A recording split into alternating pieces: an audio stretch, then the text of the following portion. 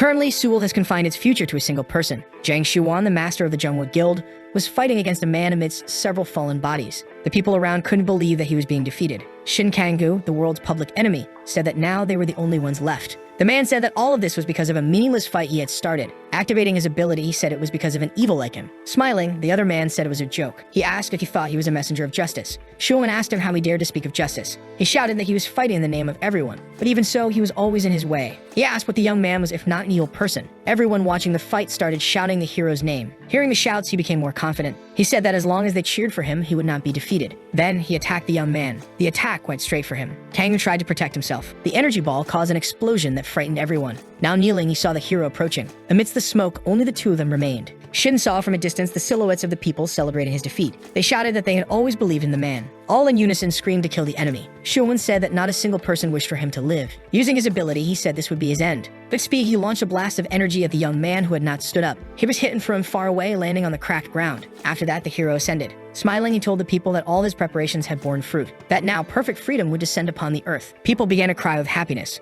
The hero used his ability to launch a beam into the sky. A large circle formed above everyone. From it, a huge hand descended to take him. Below, the people began to fear what they were seeing. However, the hero continued to smile. The hand descended with such force that they began to run desperately. He said that since the Demon King had descended, there would be peace, but he was interrupted by Shin, who said that all they would have was tyranny. Noticing that he hadn't died, the hero called him an insect and told him to watch. To look at the world that his creation would build. That was how the world appeared. Fingers tapped repeatedly on the keyboard. The reader's expectations must have been crushed, since the protagonist, Jang Shuan, was a supporter of the Demon King. He and the 13 stars were long-standing high-level evils. However, fiction was just a mirror reflecting reality. The theme of that novel was based on his own life as a student. It was at that time that he saw the true face of the world, a power that could cover up school violence and distort good and evil. For that reason, he incorporated that reality into the novel. But the criticism was not positive. There was nothing else to do after all. He decided to close the comment tab and sat on the bed in the messy room. Lying down, he started reading more malicious comments about the book. He decided to let it go and get some sleep. However, he was awakened by a loud noise. When he opened his eyes, he saw several men with pickaxes trying to dig a hole in the ground. He touched the ground and realized it was made of stone. In front of him, a young man was being beaten while being accused of defiling the grace of the eclipse.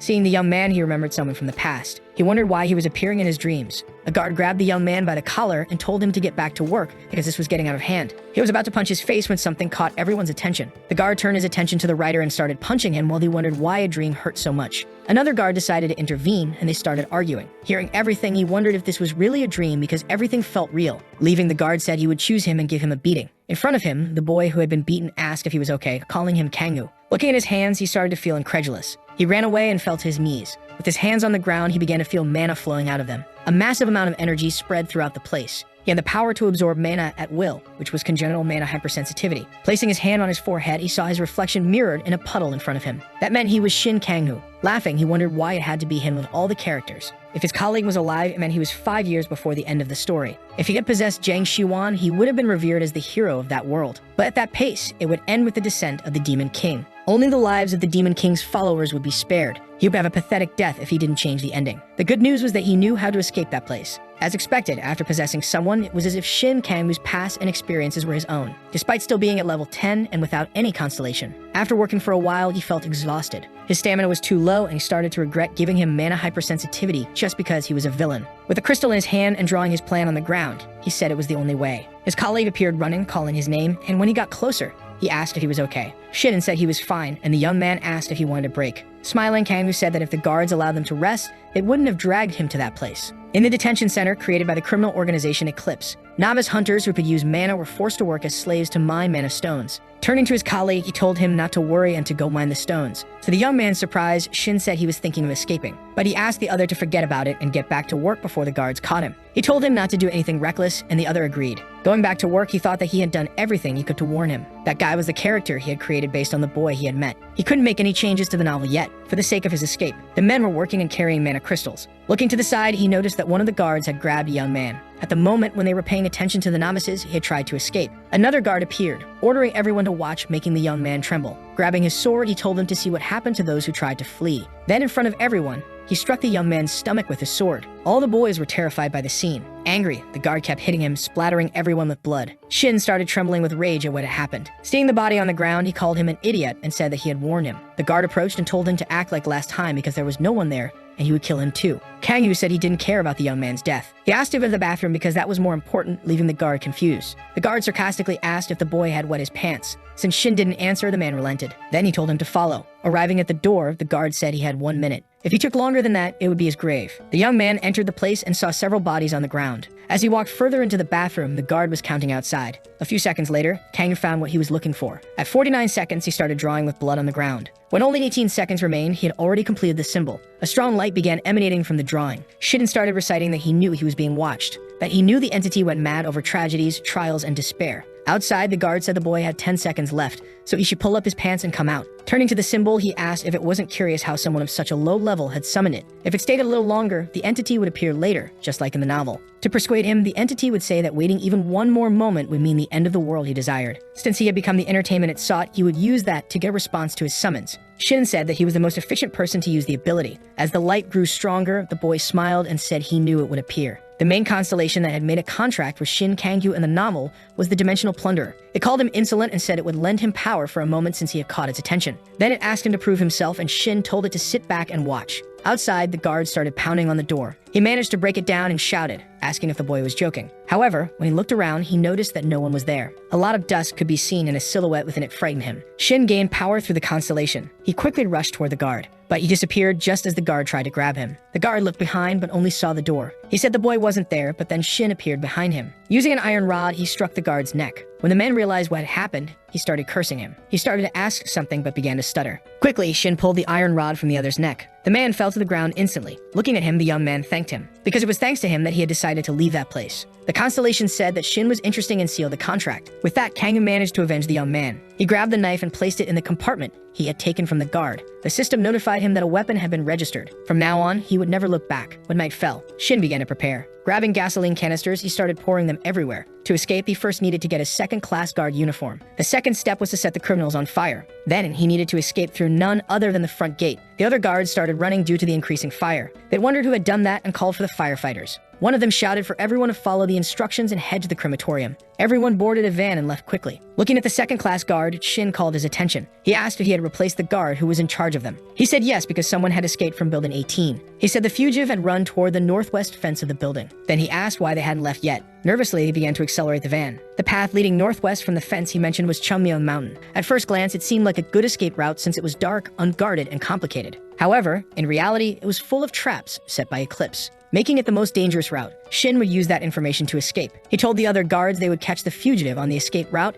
and that since he was heading for the mountain, they just had to retrieve the body. The driving guard agreed. They used the code to enter. Finally, he was leaving the prison fence. The van drove through the streets at night. The driver asked the young man what was happening in Building 18. Getting into character, Shin said it would be much easier to kill the prisoners because they didn't listen. He said he was right. They were nothing but losers. Noticing the way the driver talked about the prisoners, Shin got irritated. The driver asked how long he had been serving in Building 18. Shin said 2 days, and the others commented that he should have worked in Unit 9, which he agreed with. However, the man said that Unit 9 didn't exist. Even so, the van kept moving. Smiling, Kang said he was right. He grabbed his knife and quickly stabbed the head of the man in the front seat. With seriousness, he began attacking the two men, saying he would finish them off. With one of them dead, the vehicle began to swerve. After stopping, the body was thrown out through the glass. Using his ability, the other guards started cursing him and attacked. His power was so great that when the young man dodged the attack, the van's roof had a hole in it. Seeing that, the guard became nervous. Then he asked how he dared to deceive them and attacked again. An energy beam created another hole and sent Shin flying. Smiling, the guard said he was worthless. But when he looked to the side, he saw the young man's reflection in the rearview mirror. At that moment, Shin jumped out of his vision.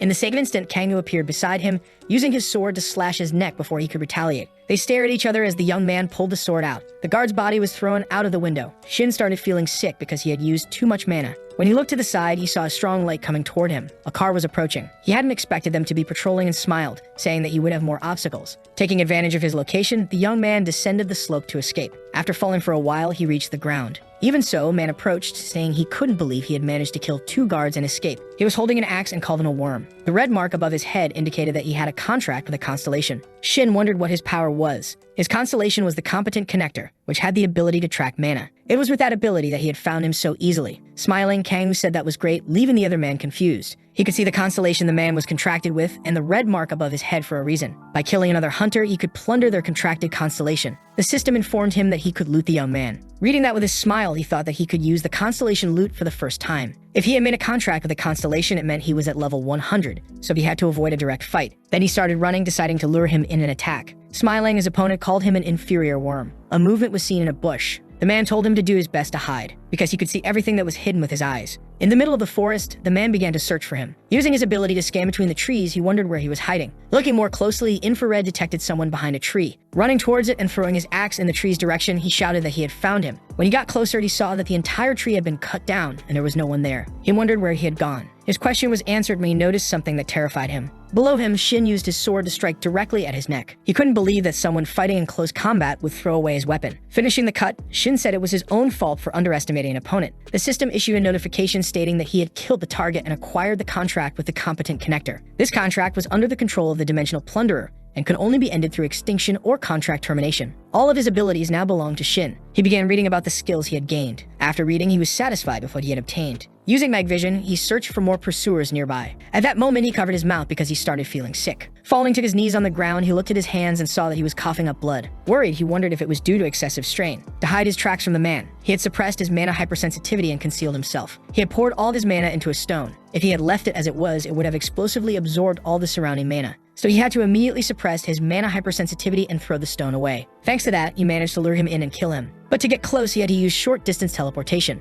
That had put his body in this condition. If he pushed himself any further, he would die, so he needed to find a safe place. Walking a little, he heard a noise from the road. It was the truck transporting the sand that purified mana stones. Running to the edge of a cliff, he jumped onto the road. He quickly landed on top of the sand. Lying on it, he thought about how he had killed 3 men, something that had never happened in the novel. He had to make sure the future wouldn't change while strengthening himself to use his knowledge. Considering how insignificant his existence was in this world, the future wouldn't change because of that. As the truck moved, Shin began to laugh. More relaxed, he started observing the sky and the view in front of him, which was irritatingly beautiful. At the company, a man said they had plenty of others to extract mana stones and told them to get back to work. Behind him, his subordinate agreed. After he left, the man called the fugitive from the prison clever, because he caught them off guard and confidently walked out through the front gate. Shin arrived at his destination exhausted, thinking that this was killing him. Due to excessive mana use, his stamina wasn't recovering easily. The man commented that he was a level 10 assassin whose stamina couldn't be detected, yet he had killed a level 45 and a level 55 of the constellation. Kang-Hu in a phone booth called someone. He said he was in front of Daejun Station. Leaning against the phone, he asked if he could request a favor. At the company, the man commented that this would be an interesting hunt. Shin was at Han Soyeon's house being bandaged. He thanked her for taking care of him when he suddenly asked for help, and she asked what had happened. He told her that Eclipse had captured him, making her nervous. Soyeon asked if he had been taken to the mana mines, and the young man said yes, because they needed low-level hunters like him. Despite that, he trusted the girl and contacted her. He knew she still loved Shin Kang-Hu. At that moment, Han started apologizing while crying. The woman said she should have stayed close because after their breakup, she was a novice hunter, although she was now a level 150 veteran with a constellation contract. At that time, if she had been with him, she would have also been dragged into the Cheonmyeong detention center. Standing up, the young man said they shouldn't be near each other because of Eclipse, and the woman said that at her level, she was hardly traceable. Turning away, Shin said she didn't mean to worry about him. He asked her to use her power only for herself. Soyeon packed a bag for him with money and a formatted phone to prevent tracking. Without even looking at her, he commented that her guild had been walking on eggshells. Back when they were dating, and even now, she fit well within a guild. Nervous, Han asked him if he had no plans to join a guild. She started saying that they could do something together, but the young man interrupted her. He asked her not to be stuck in the past. Hearing that, tears began to fall from the girl's face again. Pulling herself together, she said she already expected that answer. Han said she had already taken care of everything. She had a friend who was a leader and the details were on the phone. Still with teary eyes, she asked him to be careful and stay safe. Smiling, he said the same. Getting into a taxi, he asked to be taken to Daejun Station. The driver asked if he could turn on the radio, and the young man told him to go ahead. When he turned it on, the news reported that the Jungwook Guild had massacred everyone in the White Rose Corporation. They also spoke about the arrival of Judgment Day. In the car, a man told his wife that things felt strange because there were no cars on the streets, and he became worried when his wife didn't respond. When he looked at her, he saw that instead of her face, there was only a skull, and he was terrified. Looking up, he saw a huge scythe at his neck. Above them in the sky, various entities flew over a burning car. A reporter talked about how the sky was turning purple and worsening every second. Before she could finish speaking, she was dragged away by monsters of unknown identity. Amidst the open dungeons and the chaos of monsters in the streets, those with powers were called hunters. That inexplicable situation led the population to believe that divine judgment had fallen. Hunters who fought against monsters began hunting people in the name of the gods. But later, they changed for no particular reason. However, just when it seemed like everything was coming to an end, something happened. A woman was cornered by other men. One of them said he would end it all in a single strike. That was when the savior of the world appeared. Jang Shuan grabbed the sword with one hand before it could strike the woman and asked if she was okay. Thus, the Jungwa Guild was created, protector and healer of the people. Because of that, everyone wanted to go to the supposedly safe Seoul. Listening to the radio, Shin knew that the White Rose Corporation was not a terrorist group. The terrorist attacks were also not their doing. In reality, it was an act committed by Jang Shuan himself. In the car, the taxi driver said his son dreamed of joining the Jungwa Guild. If Shin went against the man and revealed what he had done, he would be turned into a villain. With that, the result would be as clear as day. That was why he had asked to be introduced to the mercenary corporation, because guilds could be within his reach. Minutes later, he arrived at his destination. Being a commission worker who only took jobs from the mercenary company was the best option for him. Lee Yurin appeared, greeting him and introducing herself. He considered not revealing his real name yet and introduced himself as Jung Sung-kyu. They shook hands and she said it was a pleasure to meet him. Handing him some papers, she said she got a great collection job for him.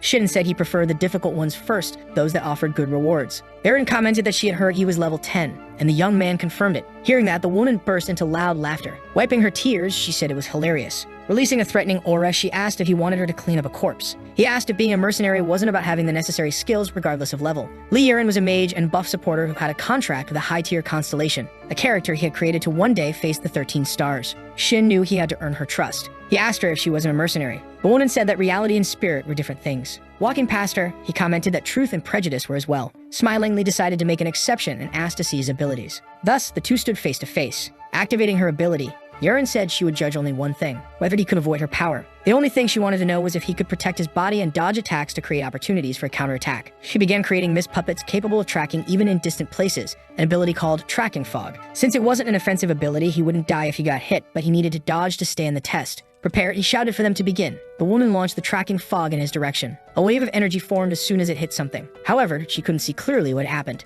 To her surprise, she saw the young man running on the wall to her right, which made no sense because at his level, even jumping a meter should have been difficult. She thought he was incredibly proficient in using the short distance jump ability. Smiling, she thought of Shin as just a loudmouth. Casting her ability again, she asked if he could dodge this one. It moved toward the young man with speed and force. Tracking Fog extended its hand to grab him as it approached, when he looked back and saw her smiling. Once again, Tracking Fog closed in, spreading a massive wave of energy until it reached him. Looking up, she noticed that the young man had dodged again. She wondered if what she had seen was transverse teleportation when he appeared behind her. To her surprise, a sword was placed right against her neck. Shin asked to end the test there. Staying the blade near her, she smiled. She thought the young man was faster than expected. It was no wonder she was a mercenary. Turning around, Yurin asked if he had been trained before. With sincerity, the young man answered no. Placing her fingers on the blade, she said those weren't movements a level 10 would make. Kangyu asked if he had passed, and the woman said yes, she could commission him if he were level 50. Sheathing his sword, Shin said that was good. At the counter, she looked at the young man through the mirror. She asked if he was interested in bulletproof glass because there was a sniper behind him. When she said she received a lot of love from Eclipse,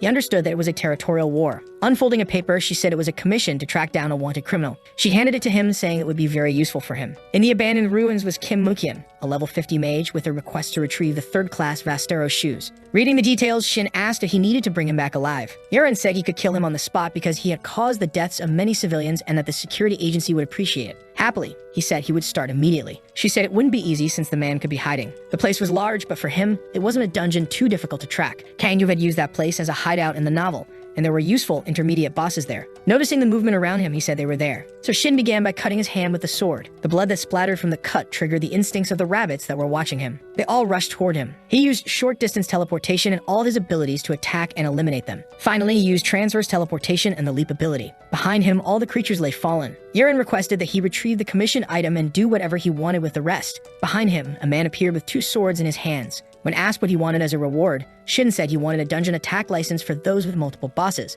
Looking at the man behind him, he recognized that he was an intermediate boss. Shin greeted Ventus, saying it was a pleasure to meet him. The only thing he said was that he would kill him. Shin told him not to complain, and then Ventus charged at him. Several clones descended with him, making it difficult for Shin to see the original. Above him, one of them leaped with a sword in hand. With great force, he swung it downward, aiming to strike the young man. However, Kangyu used transverse teleportation to dodge. It might have seemed like a simple full power attack, but he could see the real one closing in on him. Using short-distance teleportation, he appeared in front of him and struck his stomach. Realizing he had been hit, Ventus grew irritated. He tried to land another sword strike but failed. Dodging again, Shin said he was an intermediate boss only in name. He noticed that direct combat was too crude. As they were behind him, Kangyu stepped on his back and on the wound he had inflicted earlier. Equipping a weapon, he aimed for his head. The plan worked, and the sword quickly pierced his back. Shin left, leaving his fallen opponent behind. After he disappeared, the system announced that he had looted the target's illusion ability. He was pleased and observed his surroundings for a while. Behind him, a glow caught his attention. When he crouched down to see the green light, he realized it was Silesium. Elsewhere, a young man told Nim that it was difficult to obtain. Young couldn't believe he had seen someone hit Ventus at his weak spot. The girl said she had seen Shin at the market before. She had seen him requesting some items at the counter.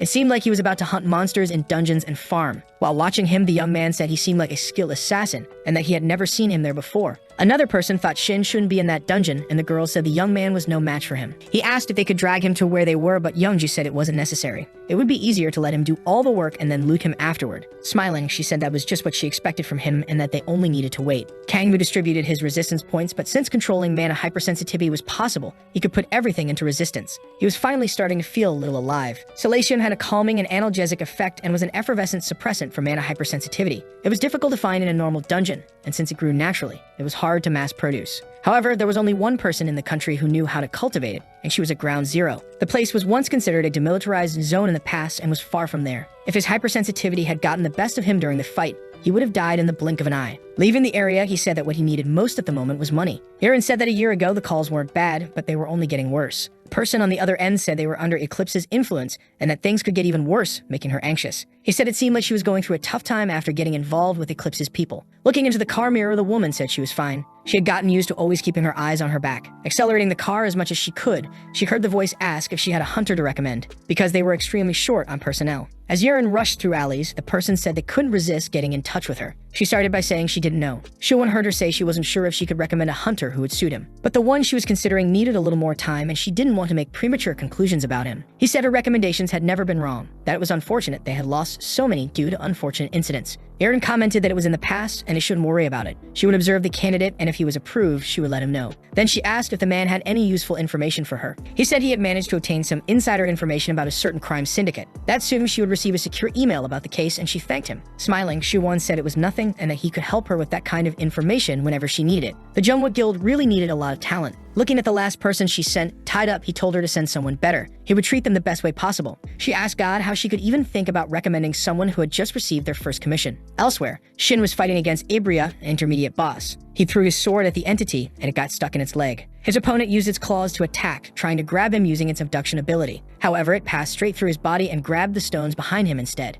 Seeing that he wasn't there, Ibria was surprised. Then it picked up the pile of stones to throw at him. The young man used illusion magic to escape. Since the abduction ability left a large gap, he would take advantage of the opening. The entity hurled a stone at him. It came at him with speed and force in the direction he was running. He threw himself forward to escape. At the same moment, the stone hit the ground and shattered into pieces. Since he had used illusion magic, the person the stone had hit was just one of his clones. Seeing that, Ibria was shocked. Kangoo used transverse teleportation to get behind it. Instantly, he grabbed his sword and plunged it into the entity's back. It was caught off guard by the sudden attack. The young man pulled out his sword, leaving the body to fall. After the battle, he looked at the scaffolding in front of him. A man watching him commented about having another guy they could rob. Knocking on the wall, he called the others to come out. Wolf spirits emerged from the area, growling, and the man said it was time to eat. The wolves ran in the direction their master commanded. They leaped directly towards Shin. Unbothered, the young man made a piece of meat appear in his hand and held it out for the wolves to see. Noticing what he was trying to do, the man was confused. Seeing all three stay still and eat the meat, he didn't understand why. They weren't the type to get excited over normal meat. Kangoo took advantage of them being occupied and grabbed his sword. He eliminated the animals one by one. Their master grew nervous at the attack. Looking at him, the young man said there was a reason why the animals had gone crazy over the meat. He had prepared it specifically for their taste. Minutes later, all three animals disintegrated. With seriousness, Shin said it was a warning. He told him to give up the stolen items if he valued his life, and the man started cursing Yeren. From the top of the scaffolding, he shouted to catch him if he could, and as he ran inside, Shin said he would handle it that way. Smiling, Mukhyun said he was well prepared but lacked a brain. He wondered what kind of idiot would enter enemy territory like that. Throwing a bomb, he told him to explode and die. Kangoo used mana tracking to see several other bombs scattered on the ground. He used short-distance teleportation to leap between them. Seeing that it was working, the man grew irritated. Shin avoided all the mana traps and jumped between the iron bars. Mukhyun couldn't believe what he was seeing. Frustrated, he asked if Shin really thought he would be scared of that. Kim said he was protected by a constellation called the Chaos Combatant. He declared that he would show him the black magic of hell and hurled a wave of magic at him. Shin used transverse teleportation and short-distance jumping to dodge the attack and leap to his position. The man was around level 50 and was a dark mage with a disorienting constellation. Running, he said it was obvious what he would do. He said the young man wouldn't dodge this time. He activated the vision capturing ability and the entire environment turned dark. Seeing the darkness approach, Shin stood still, thinking it wasn't the time. As it got closer, Kangoo told himself to wait. Placing his sword to shield his eyes, he said it was time and advanced. Mukiev asked how he knew what effect the ability had to defend against it. The young man said it was obvious, because he was the creator of the ability. In an attacking stance, the man told him to stop talking nonsense. Shin used the abduction ability, grabbing him, surprising him since it was a monster's ability. He said that ability had an opening and called it cheating, but Shin said he only used it to cancel his movements. Quickly, he struck him with the sword. Since he couldn't move, all he could do was scream in pain. Kim activated mana dispersion. A burst of energy exploded, throwing Shin far away. Now free, he declared that he would burn him to death. As he fled, Kangoo thought that his casting speed was inconsistent. Then he wondered if he was using an item to influence his awakening state. Thinking about this, he jumped far from the area. Shin clung to a high ledge, and the man called him a rat. Throwing a magic orb at him, he screamed for him to die. Instantly, the magic struck him. His body fell to the ground as the man laughed. He began asking how he dared to challenge him, but looking down, he saw several others who looked just like his enemy. Angry, he began emanating energy and used heat rain to attack them all at once. Two of them dodged the attacks and rushed toward him. Kim was confused about what was happening. At that moment, something frightened him. Kangoo grabbed him by the neck and placed his sword exactly where he had previously wounded him. Screaming, the man said he had been struck in the same spot, and when he was wounded even more severely, he shrieked and collapsed. Holding his stomach and cursing, he asked how Shin had managed to deceive him. Smiling, Shin said he did it because he knew he would fall for it. Shin said it was an incredible strategy. Beside him, the system began issuing a notification. The Gorilla Master constellation highly praised his attack strategy. Although countless constellations observed hunters, sponsorships were rare due to high energy consumption. The Dimensional Plunderer called the sponsorship pathetic, but Shin said it had helped him make the best decision. He said he would take advantage of every ability he could. The Plunderer called him a lunatic and told him to focus on the enemy in front of him. Kangoo agreed and struck the fallen man's leg, making him scream in pain. The man asked if anything would change just because he had been captured. Shin replied that if the world changed just by capturing someone like him, he wouldn't be there preparing his weapon. As he finished speaking, Shin slashed him with a final attack. Now that he had killed his target and confiscated his contract, he could use new abilities. Shin checked the abilities he had just obtained while sheathing his sword. They were vision capture and superficial chaos, and he wondered if he should take his items as well. Without hesitation, he began searching the enemy's clothes for equipment. After removing the pieces, he thought that his opponent had many good items despite being only level 50. He said that with the gloves, he could connect a mana thread to his dagger, the armor would enhance his energy, and the ring would boost his resistance. Lastly, he pulled out a talisman of the evil god, which granted reduced ability cooldowns at the cost of 1 mana per second. After equipping himself and checking all the items, Kangoo reviewed his status again and noted that the item was the best buff he had. The young man concluded that he had taken everything he needed and should sell all the rank 9 items. It would be perfect if he reached level 20. Leaving the area in his new outfit, he thought that this way he could unlock a vital assassin ability. Now on the streets, he found it strange that there were no monsters around, especially since this was the area of clawed rabbits. In the distance, a gleam from a magnifying lens was visible. On top of the building, a huntress asked the boss beside her if they could just finish up quickly to take the young man's items, and the boss agreed. The boss signaled to his companions further back with a flash of light. One of them, upon receiving the signal, said they would tire Kangoo out by releasing monsters to attack him while they prepared to strike. The freed rabbits detected the blood on Shin's clothes and lunged at him, while he, relieved to find them, prepared for battle. With ease, the rabbits were taken down. After defeating them, the system issued a notification that Kangoo had reached level 20. Due to his sponsorship, his new accelerated stabbing ability had upgraded to Bloody Stab. The huntress was shocked that the monsters had been defeated so easily, and the boss took the opportunity to attack. Jumping from the building, he lunged at the young man with a powerful strike. The boss slashed the ground with his sword, but Shin calmly dodged using short-distance teleportation. Kangoo wondered who his opponent was and if he was trying to rob him. He had nearly lost his head. Enraged, his opponent questioned whether he had been too slow and used his charge ability to attack again. However, Shin dodged once more and performed the Bloody Stab attack on him. Since the enemy's recovery ability would be limited after 10 attacks, he figured he just needed to repeat them. But the boss mocked the attack, and the huntress confidently stated that the boss was a berserker. He only grew stronger the more he fought. Right after, the opponent charged again, and the young man dodged, thinking that this man was truly worthy of being a berserker. However, due to his exaggerated attacks, he left many openings, allowing Shin to strike him again. The berserker kept mocking him, demanding more, but Shin calculated that he only needed 4 more attacks. As the opponent approached, he noticed something was wrong. His vision was beginning to blur. Kangoo, now close to him, activated the vision capture ability, incapacitating him. At the same time, he used the superficial chaos ability, leaving him disoriented. With all these openings, Shin landed multiple attacks. Even though the berserker couldn't feel the stabs, he swung his sword wildly, saying he couldn't even notice the cuts. Once the effects wore off, he could finally see again, and in rage, he asked if Shin had run out of tricks. However, a wave of pain surged through his body, making him wonder what had happened and why he was losing strength. As both stood still, the huntress became concerned for the boss, and her companion grew nervous. Enraged, the berserker shouted that the more he was hit, the stronger he became. But at that moment, an abduction ability was activated. Kangoo approached and delivered a fatal stab to the boss's chest, calling him human despite being a berserker. He said that if the boss lost too much blood, he could end up dying, and instantly the boss collapsed, shocking the other two. The huntress and her companion were terrified and started running away in fear of Shin. The young man concluded that if bandits were operating in this area, then the National Hunter security must have collapsed. a system notification appeared, informing him that he had obtained the Blood Glutton contract. Kang, who was thrilled and told his constellation that he had secured 2 contracts in one day. He said it was about time he got sponsored, but the plunderer simply called him a lunatic. The protagonist, known for his absorption and assassination abilities, reflected on recent events. He commented to a kneeling man that he had acquired some useful items such as a magic resistance anklet. Besides the shoes that increased his movement speed, he also had gloves that enhanced his physical resistance. He thought it would be ideal to combine these gloves with a throwing set, balancing defense and offense. With this setup, he could face powerful enemies with greater efficiency and strategy. He asked aloud if he should now finish the commission and determined walked away. In Daejeon, countless buildings could be seen in the distance while a wide street stretched ahead. His magical shoes began to glow intensely, drawing the attention of everyone around. A woman was both delighted and surprised that he had managed to find the Vartaro's shoes so easily. She received a simple but polite response along with a thank you that ended their brief interaction. Sung Kyu-sai informed him that the first commission was usually a small test, and he had performed better than half of the participants. The man concluded that 50% of the people who took on their first commission died, and that thanks to the woman's cold and calculating mind, she had a high success rate and high-rank commissions. As promised, the woman in black gave him an attack pass for a dungeon with many intermediate bosses. She carefully handed him all the necessary information to complete the mission. At Howling Wind's Hill, located at Gapyeong Station, there were 4 intermediate bosses and 1 final boss. Shin Kang read the paper while she asked if he was enjoying what he was reading. With a slight smile on his face, the protagonist thought that this was a dungeon with 5 abilities he could steal. Thus, he asked to reserve the item for the next morning, ensuring it would be available at the correct time.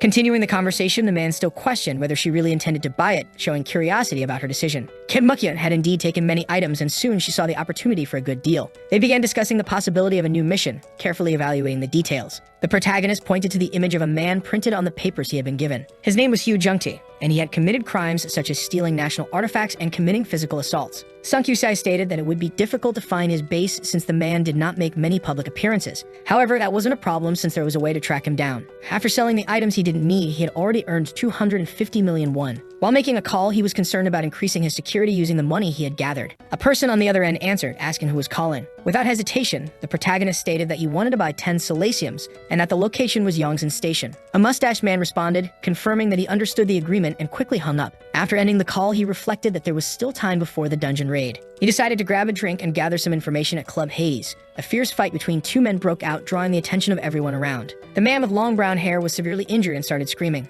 Around them, the other guys watched excitedly, celebrating the fight as if it were a spectacle. Shin Kang-yu informed the red-haired bartender that he wanted to bet everything he had. With a chilling gaze, he ordered a glass of Silasium Burst. The girl named Benny widened her eyes upon hearing the unusual request. Laughing, she informed him that the drink had a rather unique taste, and that no one usually ordered it. The man started thinking that in clubs like this, bartenders often had some useful information. However, this information had not yet been verified, leaving doubts about its complete accuracy. He widened his eyes once again, showing surprise at what he had just seen. Fixating his gaze on a new figure in front of him, he was extremely shocked by her unexpected appearance. A woman with short hair and a tight dress sat at the bar. She was the subordinate of Eclipse's executive member Kang Dongyan, the hunting dog Shasoi. As he received his drink, the protagonist considered the possibility that Eclipse had started tracking him. Smiling, the red-haired bartender informed him that it would be difficult to see a handsome man like him in this club again. Promptly, he questioned her about why. The girl said she had only heard rumors. Leaning in to share a secret, she told him that Eclipse intended to take over the club. She added that their plan was probably to separate the hunters at the bar and drive them to the mines,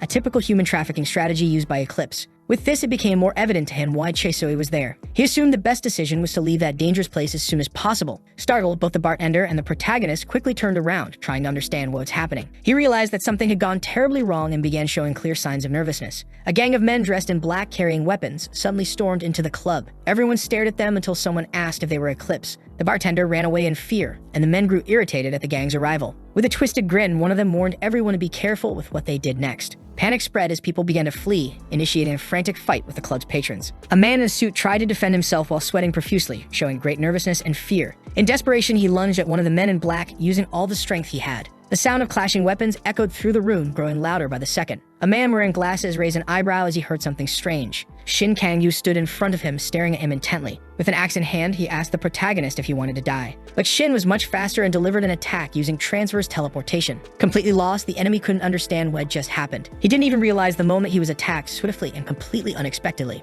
Already on the ground, he realized it was too late to react or defend himself. Shasoi was watching the fight intently from a distance, remaining calm and analyzing every move. She carefully observed everything happening in the area, planning her next strategic action, until she stepped out of her hiding place. She approached the protagonist stealthily, peacefully, making no perceptible sound. Soon he sensed the woman's presence as she slowly moved toward him. She hid a sharp knife behind her, ready to strike a fatal blow. With a single motion, she hurled the knife towards Shin Kang-woo. The hero had to think and act quickly in that moment. However, the knife flew toward an enemy who had been trying to attack him from behind, hitting him precisely. Racked with unbearable pain, the man could only look at the woman's face, unable to react properly. Immediately after, she struck another fatal blow, giving him no time to respond. He couldn't understand why she was saying those words, which seemed completely disconnected. Without any explanation, the short-haired woman continued her relentless attack, showing no sign of hesitation.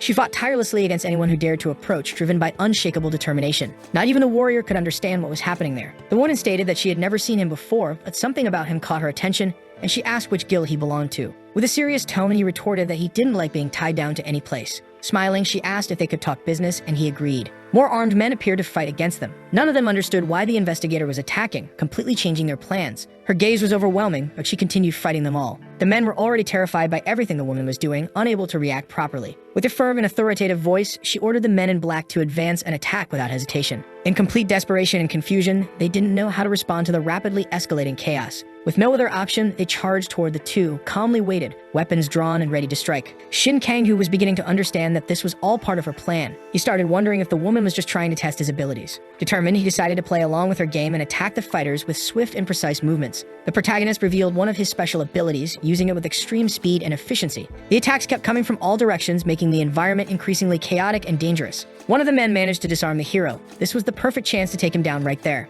But he always had a trick up his sleeve, refusing to be defeated in any situation. With quick and precise movements, he was faster than anyone else in that chaotic place. His skills were incredibly impressive and highly effective, leaving everyone around him stunned. With a single precise strike, he severed one of his enemy's hands, neutralizing him in a brutal fashion. Amazed by what she had just witnessed, the woman began to suspect that he might be using telekinesis to fight. He looked at her with tired, exhausted eyes after the intense battle, showing the weight of his efforts. Without hesitation, he ordered everyone to head immediately to the emergency exit to ensure their safety. Wanting to get out of there, he started running, but they quickly realized he was trying to escape. Furious, the commander ordered his men to chase that bastard immediately. The pair began fleeing the area while some men pursued them, and others remained in the main hall. Curious, the woman started asking him a series of questions, wanting to know if he was an assassin and if he used magic. Showing his artifacts, he answered with a smile. Using his magical glove, he attempted to connect it to his dagger. He simply told her that she could think whatever she wanted. As he ran, the protagonist suddenly encountered a series of enemies speeding down the roads. A broadcast message could be heard announcing that members of the Black Lion were trying to cause a disturbance inside the club. Meanwhile, the men in the hall continued attacking the customers who desperately cried for help. The announcement stated that Eclipse was working hard to suppress the situation quickly, targeting the fugitives. But Shin Kang-woo remained the fastest and most skilled person there. The blows aimed at him never landed. He dodged them with astonishing agility and precision. He skillfully dodged and counterattacked with all his strength, quickly taking down his enemies.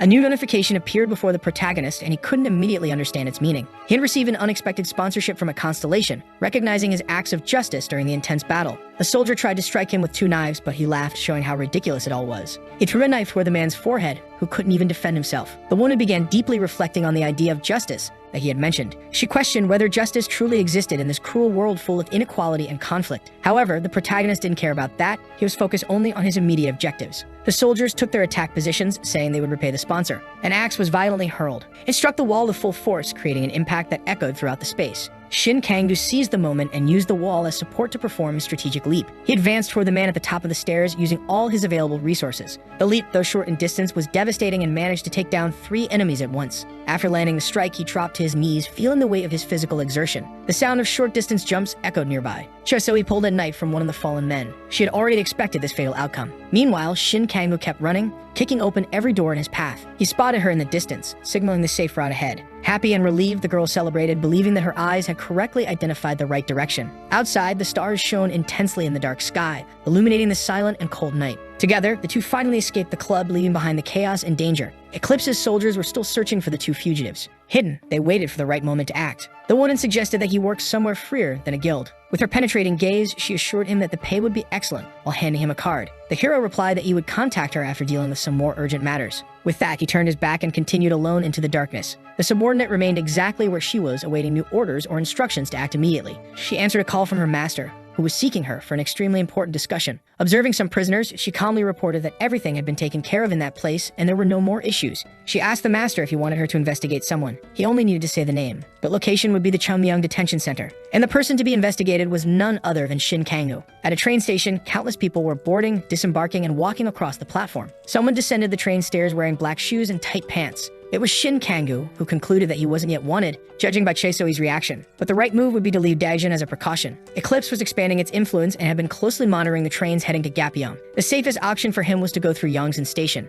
The man began opening a cardboard box, tearing off the tape. Carefully, he noticed that his package had arrived without any issues and held it in his hands. He used a hidden space near the station and retrieved the solatium. As he focused on his surroundings, he overheard a conversation. A man in a fur-lined jacket was speaking to someone over the phone, saying that the person only needed to act. Noticing that he was being watched, the man began shouting frantically, asking what Shin was looking at. All he wanted was for the person on the phone to come to Yongsan Station. A man with gray hair and a long coat controlled fire. Everyone gazed at the image displayed on a massive screen in a building in Seoul. It was the place where Jungwoo Guild's smart monopoly over dungeons was maintained under the guise of security. But it was also the only place where the National Security Agency actually did its job, since it managed to run a market of astonishing scale and constantly kept prices crushingly high. The protagonist realized that he urgently needed to stop relying on practical use data and change his approach. He began reflecting deeply on his unique abilities and the valuable items he had accumulated over time. With determination, he gripped one of those items tightly, feeling the weight of his important decision. Without hesitation, he destroyed the item with one hand, demonstrating his strength and unwavering conviction in that moment. For him, the power he possessed was more than enough to face any challenge that lay ahead.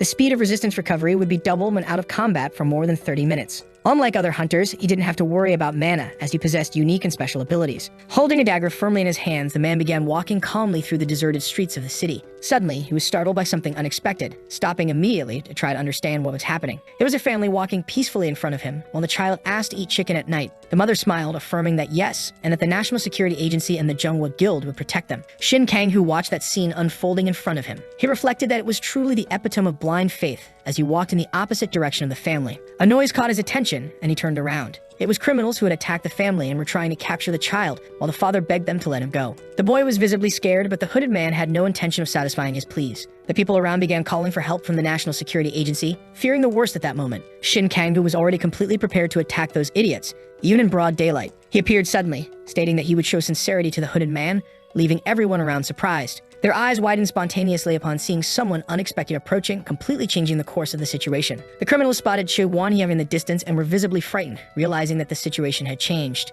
Everyone present was incredulous at the appearance of Shin Kang-gu from the Jungwoo Guild. His constellation possessed specialized abilities in swordsmanship and spatial separation. The protagonist didn't understand why that man was there, as he wasn't the type to intervene in situations like that. Chub Won-hyun began his attack on the criminals. He threw a card toward them. One of the men caught it in the air and looked at it suspiciously. The man in the suit informed him that he could withdraw as much as he wanted if he returned the child. The other thug immediately started putting the boy down without hesitation. But the boy was suddenly thrown to the ground and fell unexpectedly. The father rushed to the boy to check if he was okay, while the thieves fled. The job was done, and Choi Won-hyun could leave. The family was safe, and the man went after the criminals. Shin Kang-gu realized how strong and courageous he was. He was a skilled swordsman, specializing in manipulating spatial abilities, making him an unpredictable opponent. Determined, he would not allow the two hooded men to escape so quickly and easily. The swordsman began using all his powers, delivering devastating attacks against the two hooded men. Both men were completely confused, not understanding anything about what was happening in that chaotic moment. With precise and devastating sword strikes, he attacked the men, leaving them no chance to react. They didn't even have time to respond because Choi Won-hyun was extremely agile. When the mask fell, one of the criminals' faces was revealed. It was the man who had been talking on the phone earlier at the station. The man couldn't believe that his friend was dead. Begging for his life, he said that he had only done as he was ordered and that it was supposed to be just an act. None of the people could hear what the two were saying. Desperate, the man kept pleading for his life. He decided to fight against that powerful man who frightened him so much. But no one was a match for his powers.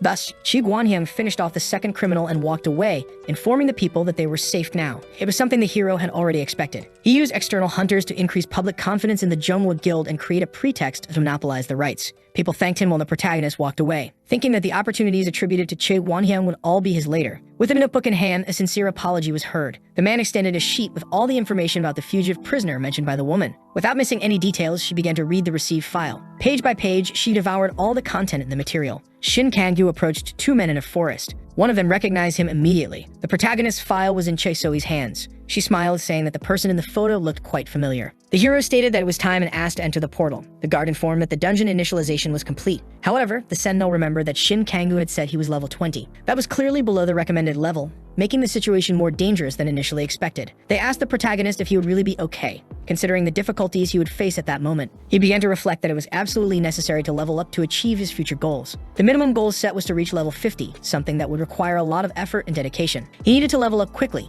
even if it meant suffering a lot at the beginning of his journey. The landscape around him changed completely, transforming into towering mountains that dominated the distant horizon. Shin Kang-gu walked through the desert, facing an extremely strong wind that made his movements difficult. He could barely see what was in front of him. The only thing that helped him navigate through the emptiness was the trail left by his footprints. He was startled upon reaching a part of the path. It was a huge canyon, unseen by him. The man almost fell into the gigantic hole in the earth that was blocking his path. A noise was heard coming from behind the character. Numerous creature eyes began to appear in the middle of the landscape. They were ancient lizards staring directly at him. If everything went well, the hero would be able to reach his goal faster than expected. The lizards moved quickly and came in full force for the attack. Meanwhile, Chae-Soi was still analyzing the received information about the fugitive. She wanted to know more about the results of the chase analysis. The man believed that Shin Kang-yu had managed to deceive a level 100 hunter, someone who possessed mana. Even so, he didn't understand his success in subsequent missions since he had level 10 abilities. The image began to be carefully analyzed. Chae-Soi thanked the director for the help offered. Additionally, she revealed that she had met the fugitive a few days earlier. She then added that she believed he was at level 100, shocking the director.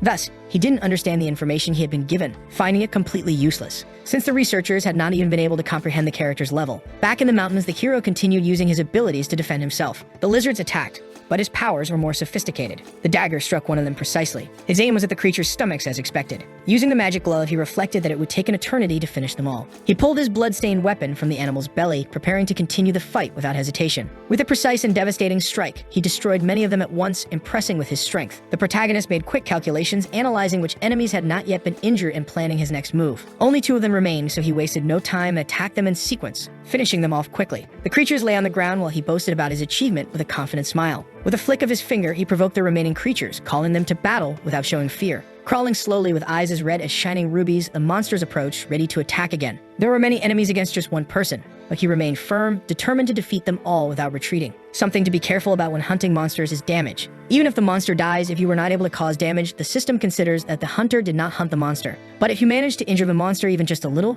it can bring you advantageous results. The protagonist began to flee from the lizards that were relentlessly pursuing him. They jumped and ran after him, but he wasn't afraid. The short-distance jump was used skillfully to cross the Great Canyon with impressive precision. During the crossing, the creatures chasing him began to fall one by one, unable to reach him. But the man completed his passage successfully, reaching the other side while leaving the enemies behind. The lizards that were chasing him fell into the deep pit. There was no chance of survival upon hitting the ground so abruptly. The task was finally completed, and he had defeated an ordinary monster, successfully ending the challenge. With each monster that fell, a message appeared about the new achievement. His plan had worked, and now he was at level 27. Meanwhile, in another room, Chae-Soi found a drawing on the ground, probably made by Shin Kang-yu. It was a blood ritual, but the woman still didn't know its motivation. She began to consider the possibility that he had summoned a constellation. Her phone rang. It was her master looking for updates on the investigation. The subordinate informed him that the fugitive was not an ordinary guy, and the man nodded. She requested the help of one more person, because she had been annoyed by the information given by the director and ended up killing him. Returning to the mountains, the warrior observed the desolate scene around him.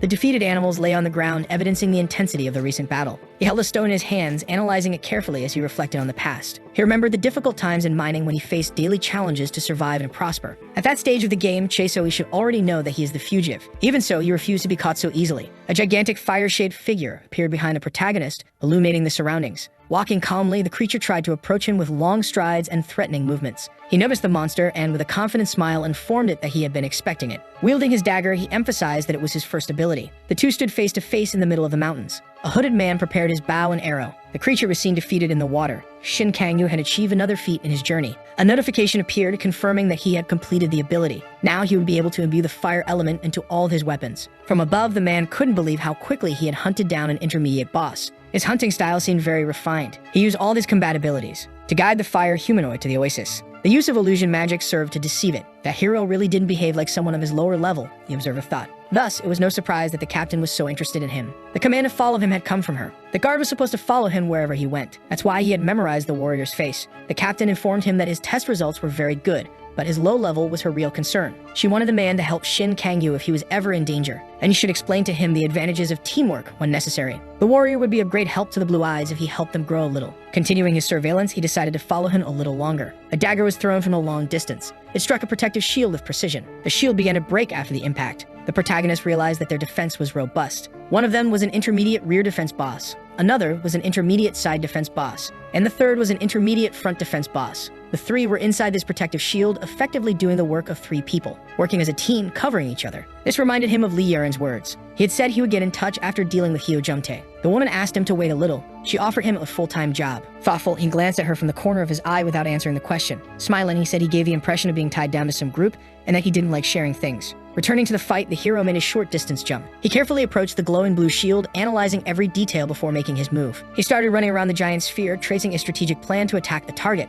With precision, he grabbed his dagger and thrust it directly into the shield, trying to cause significant damage. He kept running quickly and cleverly, maintaining his pace to avoid any counterattacks from the enemy. He used another one of his abilities, now the transversal teleportation. The warriors were completely lost. Now he tried to use the capture ability. The men could no longer see anything at that moment. Another short distance jump was used. The protagonist was enjoying how everything was going according to plan. He was at the perfect distance for the abduction to work. Soon the warriors began to realize what was happening. With the power of abduction, he defeated them one by one effortlessly. The soldiers couldn't tell where the attacks were coming from since they couldn't see anything. Shin Kangoo was extremely fast in combat. The protective barrier was almost completely broken. He said that this was the reason nature worked in teams. He mentioned the consequences of relying on others when one couldn't even take care of oneself. Using transversal teleportation, he attacked his enemies quickly and completely unpredictably. The opposing fighters had no chance to react against his speed and impressive skills. A new short distance jump was carefully planned, ensuring a strategic advantage during combat. Smiling confidently, he kept fighting with increasing intensity, demonstrating his superiority in every move. The men within the shields could no longer defend themselves. This battle was already lost. Victory notifications appeared almost immediately. However, there was still one boss left,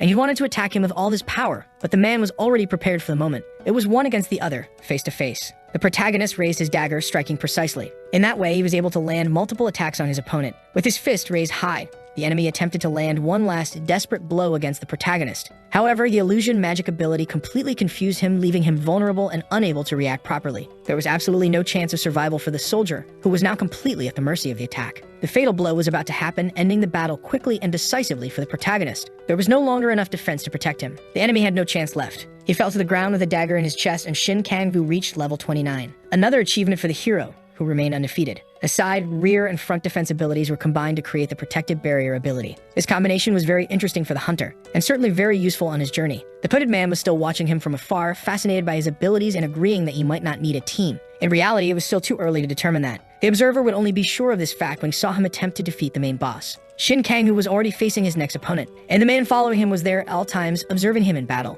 always keeping a close eye on his every move. The two men were staring at each other while the protagonist thrilled at reaching this moment. The white-haired monster was waiting and possessed the blood burn ability, and it was the most sought-after ability by the hero since the beginning. The monster began flying frantically, trying to figure out how to launch the first attack. It let out a powerful roar, echoing through the surroundings, demonstrating its fury and determination in battle. From its hands, dark purple fireballs emerged, launched directly at the enemy at high speed. The hero dodged, taking about 3 short distance jumps. The creature noticed the man's quick movements. A beam of light spread through the air. It was defensive magic being used. Using the wind arrow ability, the white-haired creature defended itself. The protagonist noticed how difficult it was to get a good angle to attack. It held something green in its mouth that seemed powerful. The fight between the two continued, and the creature managed to strike the object near the hero, splitting it in two, through front-spamming abilities and defensive magic from behind. He could defeat the melee mage using a few strikes to reach him. However, Shin Kangoo reconsidered his plan, concluding that he would end up bleeding too much. And that Dan creature's signature ability, known as Blood Burn, was devastating and mortally dangerous, besides having the power to kill him instantly and brutally. As the mage flew around him, the hunter tried to find another way to get close for an attack. The mage had already shown all of its abilities, but Shin Kangoo had only demonstrated his jump. Thus, it was unaware of the other hidden defensive techniques.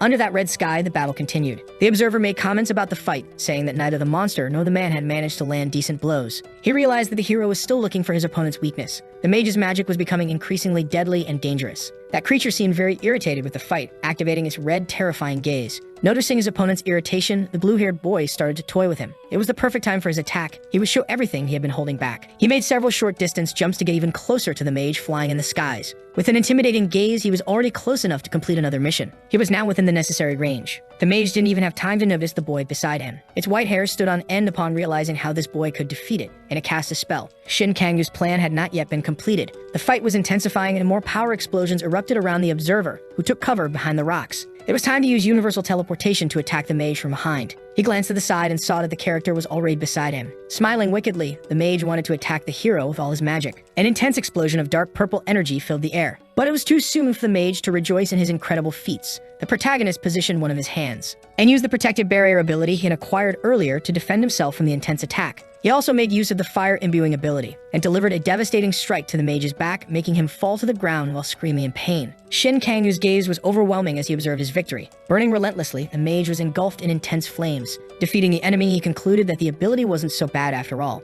The hooded man couldn't believe it when he saw that the hero had managed to kill Alisha at this level entirely on his own without help. Now he possessed the blood burn ability he had long desired and had completed his primary objective. He also noticed that the guy who had been following him throughout his journey had left. His level was already at 32. Now he possessed the basic assassin class ability, Acceleration. Observing his new and well-earned achievements, he consumed the green objective. He received an unexpected sponsorship, granting him a small amount of constellation power. At his feet lay a shining blue item, emanating a mysterious energy that seemed to pulse intensely. That constellation power was now entirely his, something he had never imagined possessing in his hands, and it would surely be very useful on his journey, helping him overcome the challenges that still lay ahead. Meanwhile, in a dark building in the middle of the street, something sinister happened, hidden in the shadows of the night. Chosoi was informing her master about Shin Kangwoo's journey. She was with a few soldiers who were waiting outside a locked door. Their goal was to enter the room and search for something that could be evidence. A man in a black jacket was reporting everything that was happening through his phone. He was typing a message to his client informing them that Eclipse was looking for traces of Shin Kangwoo in his home. Upon entering the place, there were no traces left behind. It was completely empty. On the other end of the phone, a man smoked a cigarette. The short-haired girl listened as her master commented that he was becoming more and more interested in the protagonist. He explained that his interest was because the boy did not hesitate when he moved, was careful, and acted with precision. He added that his caution was a useful trait that Zoe did not possess. Her eyes widened when she heard that her master was interested in the man's work, who would become a direct competitor. He continued to insistently ask if she had found any useful evidence to advance the investigation. Reading through a piece of paper carefully, she stated that she believed she had found something relevant to the case. The woman explained that the owner of the house they were in was, in fact, a skilled and dangerous hunter.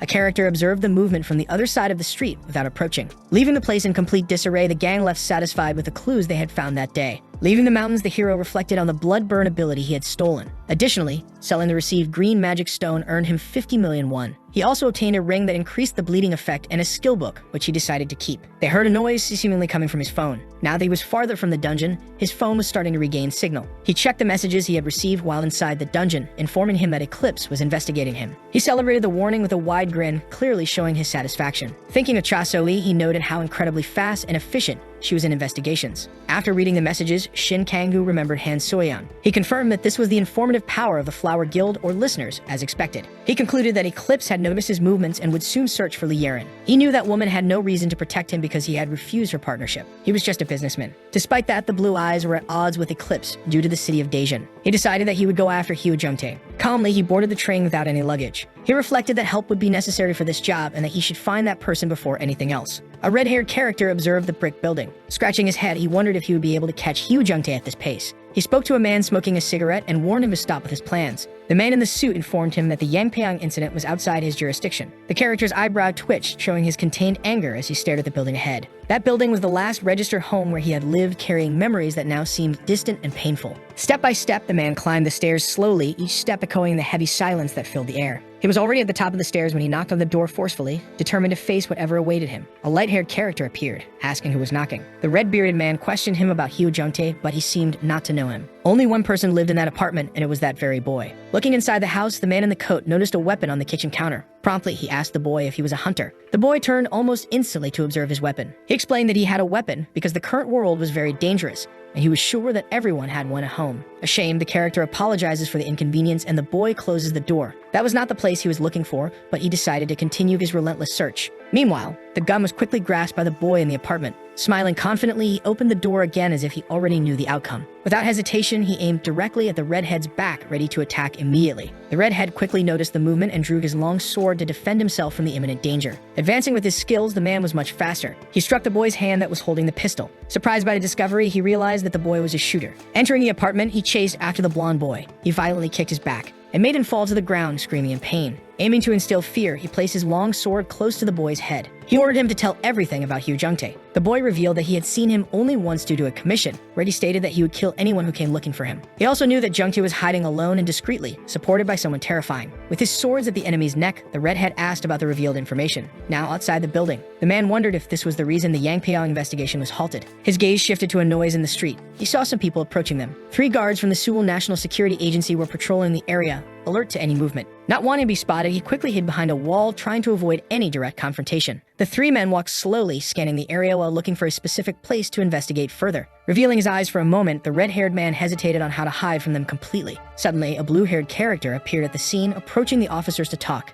He claimed he needed to tell them something important, but was informed they were on a mission. The man told them that a hunter had robbed him on the road, describing the incident in detail to the officers. While he distracted the guards with his story, the red-haired man seized the perfect opportunity to escape unnoticed. He ran quickly to a hiding place, ensuring he was far enough away to avoid being captured again. Upon reaching safety, he was grateful for his luck, relieved to have escaped such a dangerous and complicated situation. Happy with his achievement, Shin Na realized he had helped that man escape. A book is reached from the top of the shelf by a hand wearing a watch. The man holding his swords walks slowly while attentively observing the darkness around him. An old photo album opens, revealing a picture that brings back memories of a distant past. Two friends appear together, celebrating something special as the memory of that day resurfaces in his mind. The friends laugh together, and one congratulates the other on moving to Seoul. They continue laughing, enjoying the joyful moment, unaware of what the future holds for them. The friend in the black suit told the other to rest assured, promising to take responsibility while he was away. The two would protect justice in their own way without hesitation, even if it meant facing great challenges and dangers. Another character enters the room, his shiny black shoes immediately drawing everyone's attention. It was Shin Na, who had previously encountered the red-haired man carrying an aura of mystery and intense determination. He questioned him about how he had discovered that place, but the man seemed to know everything about Yudo-hoon. He revealed his current level, which was 362, and that he worked for the Seoul Enes. Startled and gripping his sword, he asked if he had conducted a background check or was a member of the Seoul Enes. He only knew the reason for the search for Hyo Jungtae. Shin Na wanted to work alongside the man. Back at Lee Yeren's desk, she noted how unfortunate it was that he wasn't interested in the mercenary corporation. But the man in front of her was an excellent commission receiver, potentially even being recommended to Jang Shuan. The two heard a strange noise and immediately turned, alert and with serious expressions. The screams were alarming, echoing through the place, leaving both visibly startled by the unexpected situation. It was Shae arriving at the office, accompanied by her feared gang known as Eclipse. Carrying a paper, she announced that she had finally found what she was looking for. Standing up, Lee Yeren couldn't believe the audacity of someone crawling into that place without permission. With a smile on her face, the long-haired woman stated that she didn't want to fight, only to talk calmly. She handed over Shin Na's file, asking if Lee Yeren knew him with an enigmatic and firm look. Shocked by the information, Lee Yeren looks at the paper in her hands, trying to understand what was happening. Returning to the conversation between the two hunters, the redhead grows curious to learn more about the offered job. With doubts, he asks what kind of work the two of them would be able to do together. Shin Na emphasizes that capturing Hyo Jungtae would not be the end of everything, and that Yudo-hoon would be incapable of handling it, especially if he worked for the Seoul National Security Agency. He recalls how difficult it was to obtain information about his friend due to the restricted access. The redhead explains that it was a matter of jurisdiction, but he wonders why the guards had almost run into him just a short while ago. Confused, Yudo-hoon does not understand where the hunter is going with this. He explains that Hyo Jungtae has support, and that he is someone powerful enough for even the National Security Agency to stay on high alert. The redhead remembers the information given by the blonde-haired boy about the conversation he had with the man in the suit. He starts putting the pieces of the puzzle together, analyzing each detail and arriving at a shocking conclusion. He desperately wants to know who this mysterious person supporting Hyo Jungtae is, helping him in such a discreet manner. To his surprise, the supporter was one of the most influential members of the powerful Manhwa Guild. Immediately, he is completely stunned by the information, unable to believe what he has just discovered. He doesn't believe the man's words, thinking it's all nonsense. Shin Na states that the two of them should join forces due to their shared goals. He gives a date and time, tomorrow at 6 p.m., saying the red-bearded man would see him if he went to the square. He also assures him that this is not a trap, saying he can investigate as much as he wants. In return, if Shin Na keeps his promise, the man will work with him. In Lee Yeren's office, the woman continues questioning without resting. The other woman reflects on the real name of the person she knew, Sunkyu. She knew that Eclipse was very interested in him, having sent the hunting dog, but she retorts that she does not know him. Despite her denial, Chae grows irritated and states that she has already confirmed that she was recommended to him. With her hands on her head, the short-haired woman confirms the information but comments that it had been cancelled. Then she orders the woman and her henchman to leave. Very irritated, she bites her lips forcefully and threatens, saying it would be best if she wasn't lying and deceiving her. The woman storms out, stomping her feet heavily on the ground. Shortly after her departure, Lee Yeren orders someone to keep an eye on the hunting dog to monitor her movements. She asks if she should inform Shin Na about what happened, seeking to strengthen her relationship with the blue-eyed man. We return to the blue sky near the building, where the peaceful atmosphere contrasts with recent events. A message reaches Hyo Jungtae, informing him that someone is persistently looking for him. With a sarcastic smile, cursing people as damn fools, he calmly and coldly plans his next move. He puts his phone in his pocket, saying that no one knows he is hiding right under their noses. He continues walking through the streets, humming a random melody, unaware of what is about to happen. Suddenly, he notices someone speaking to him and discreetly following him throughout his entire route. It was Shin Kangyu, the person he had been waiting for a long time, appearing at that moment. The The Dark Priest's ability is revealed as a constellation with a tendency toward evil. The two men begin talking, exchanging tense glances while the surrounding environment remains silent. The vision capturing ability is activated, revealing hidden details that completely change the course of the situation. Hyojungtae is immediately hit by the spell, feeling the energy surging through his body overwhelmingly. Something begins inside him, a transformation that no one could have predicted. The two rush to initiate their attacks,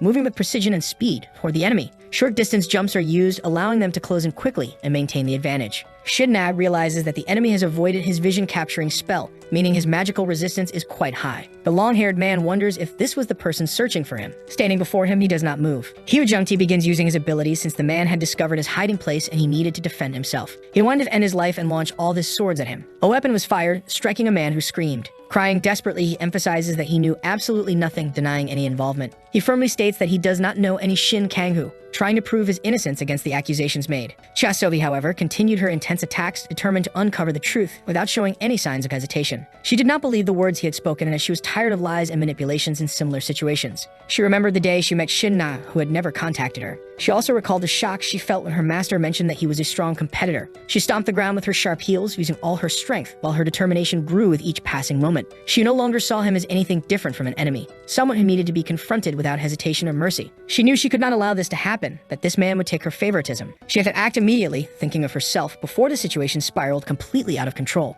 After eliminating the man she was speaking to, she thought her master would understand her actions, even if they were extreme. If she accidentally killed Shin Kanghu, she believed she would be forgiven, as it was all part of her mission. He was fighting for his survival at that very moment, facing attacks coming from all directions around him. His protective shield saved him from receiving numerous stabs in the back, ensuring his chance to keep fighting. Hyojungtae noticed another ability in his enemy, realizing that he was far more dangerous than he seemed. And he reflected on whether this man was not actually an assassin, questioning his actions and choices up until that moment. 4 more knives were positioned in his hand, ready to be thrown with precision and devastating force. And all of them were aimed at the protagonist, who needed to react quickly to avoid his fate. He dodged and evaded all the attacks with immense agility, moving as if he could predict each enemy movement. He had sharp visual acuity and had taken some distance to defend himself, carefully analyzing his next move. The two waited to resume their attacks, silently studying each other, ready for the final confrontation. Hyojungtae's gaze was anything but happy, carrying a growing fury that showed in his every expression. He wanted to strike him up close, ensuring that his blow would be precise and end the fight once and for all. He was impressed by the intense combat movements, observing each strike with a mixture of surprise and admiration. He had not expected such reflexes,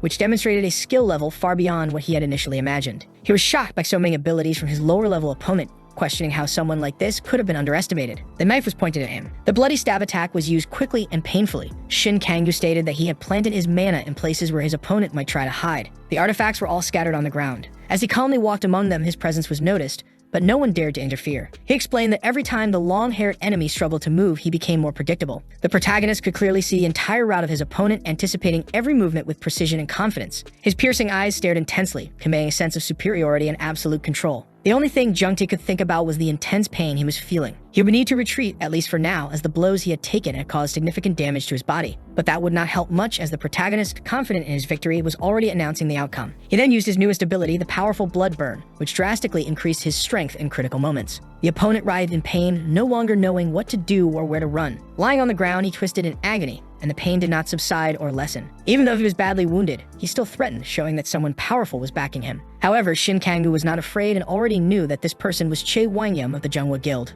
In disbelief, the man lying on the ground could not understand how the other had already known this information. Preparing the fatal blow, he adjusted his stance and focused all of his strength to end the enemy once and for all. In a more deserted scene, the red-haired, bearded man remained silent, deeply reflecting. Thinking about the night before, he recalled the significant events that had led him to his current situation, and everything that Shin Kanghu had told him that very night. He had already noticed that the redhead frequently used his watch, too often for it to be merely a keepsake of death. It was the account of his friend that still remained active within that object. For the NS agency to deactivate that account, they would have had to process his deceased friend as having died in the line of duty. But Hyojungtae's supporter would not want that, due to the involvement of that fallen friend. That's why the man concluded his statement by saying that they would likely want to handle it discreetly. Thus, they must have chosen to cover up the account instead of following the usual procedure. But a few who could log into the account must have read the investigation details and come to the village. The redhead was deep in thought, paying close attention to the information. Shin Kanghu stated that it would be necessary for him to cooperate using that account. The next day, the red-haired man arrived at the designated location, even though he was a little late. The protagonist informed him that he had been waiting for him all this time. But the other man was only interested in learning about Hyojungtae, persistently questioning where he might be hiding. All wounded and exhausted, the wanted man finally appeared in the hero's grasp, unable to resist or escape. Now, Yoo Do-hoon finally understood why it had been so difficult to locate him, recognizing the fugitive's exceptional skills. There were many people nearby watching everything closely, and this was intentional.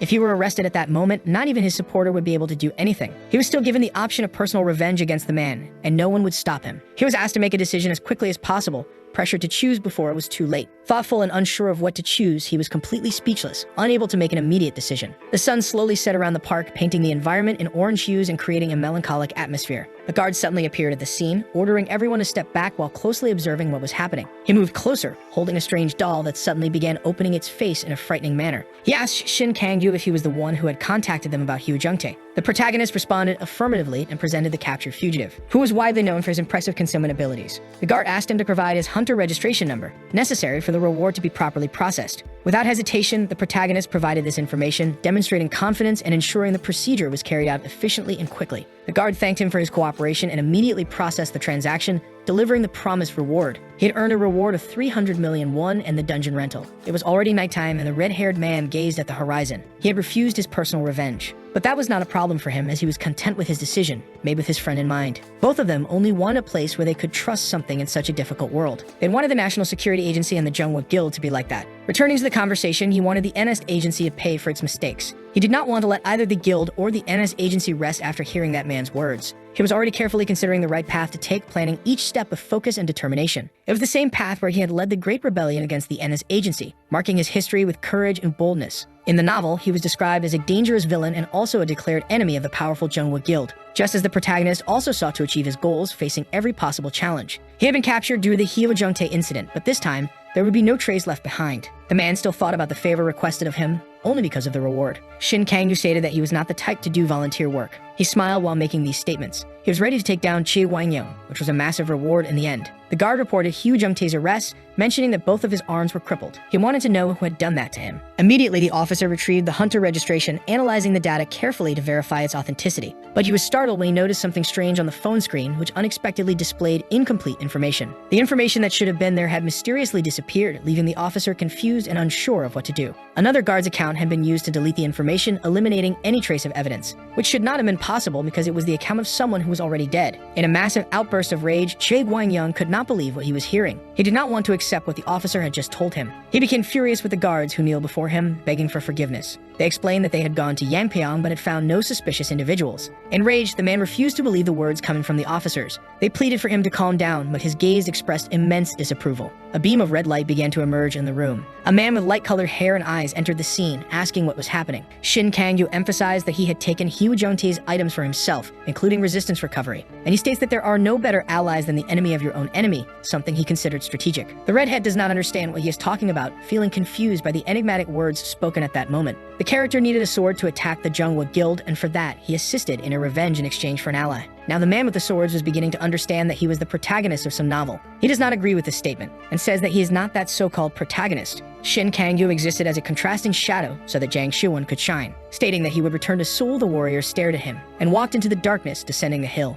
Meanwhile, Shin Kang-yu continued toward the place he was heading. A reflection on level development emerged as the moon shone in the sky. The fight with the police continued in an alarming manner, yet they did not respond to the insults. He did not calm down at all and kept shouting, making it clear that his anger was uncontrollable. A tall man dressed entirely in white appeared on the scene, bringing with him an imposing and mysterious presence. And he said that Wang Yeong was not in a good mood, warning everyone about the imminent danger of the situation. The guards quickly realized that it was Jang Shi-won who had arrived, recognizing his overwhelming authority. He ordered the police to leave immediately, making it clear that he would not tolerate any interference in his important affairs. Frightened by his intimidating presence, the officers did not hesitate before obeying him and left the scene quickly. He controlled the situation with ease, and the men withdrew without questioning his orders or showing any resistance. The characters sat in a silent room, each occupying a chair, attentively observing their surroundings. The conversation began slowly and cautiously, with each word carefully chosen to avoid misunderstandings. Jang Shi-won asked what the problem was and what had happened to cause such rage. Wang Yeong explained that the tool he had been using was broken and suspected that someone had deliberately sabotaged him. The man continued expressing his opinion, but was abruptly interrupted. He had already been warned once before.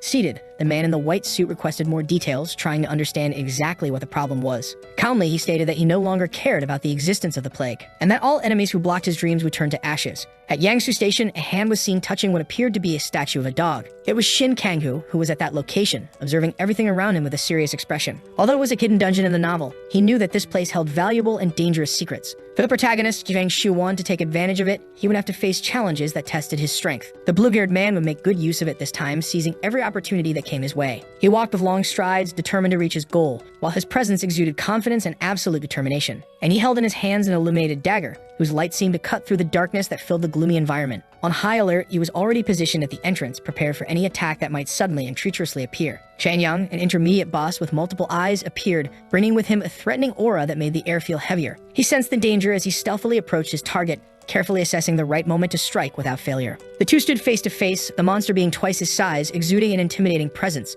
With magic in his eyes, he initiated the attack, releasing an energy that seemed to dominate the environment. Using shadow steps, the creature duplicated itself, creating a perfect copy that increased the danger even further. The shadow would execute all the attacks, moving with impressive speed, while the original remained still, watching intently, and just as quickly vanished, disappearing into the air as if it had never existed, leaving behind only silence. With a single leap, it came extremely close to Shin Kanghu. Now there were multiple shadows, but he did not move, waiting for the right moment to act. The shadows charged at the man with full force and cunning, ready to attack without hesitation. With his dagger in hand, he observed the precise moment to act, focusing to execute a decisive move. Using his magical glove, he cast a powerful spell, hoping it would be enough to stop the threat he faced. However, he was not expecting what happened next, caught off guard by the creature's ability to react unpredictably. The creature had dodged his strike, displaying an astonishing agility that left him momentarily speechless, and many others rushed within his reach, surrounding him quickly and heightening the tension of that deadly confrontation. Before he realized it, his dagger was embedded in the ground. He ran quickly to retrieve the object from the ground. Gripping his knife firmly, he was determined to emerge victorious from the battle, ready to overcome any obstacles that arose. His feet floated in the air as he ran toward the shadows, moving with impressive agility and precision.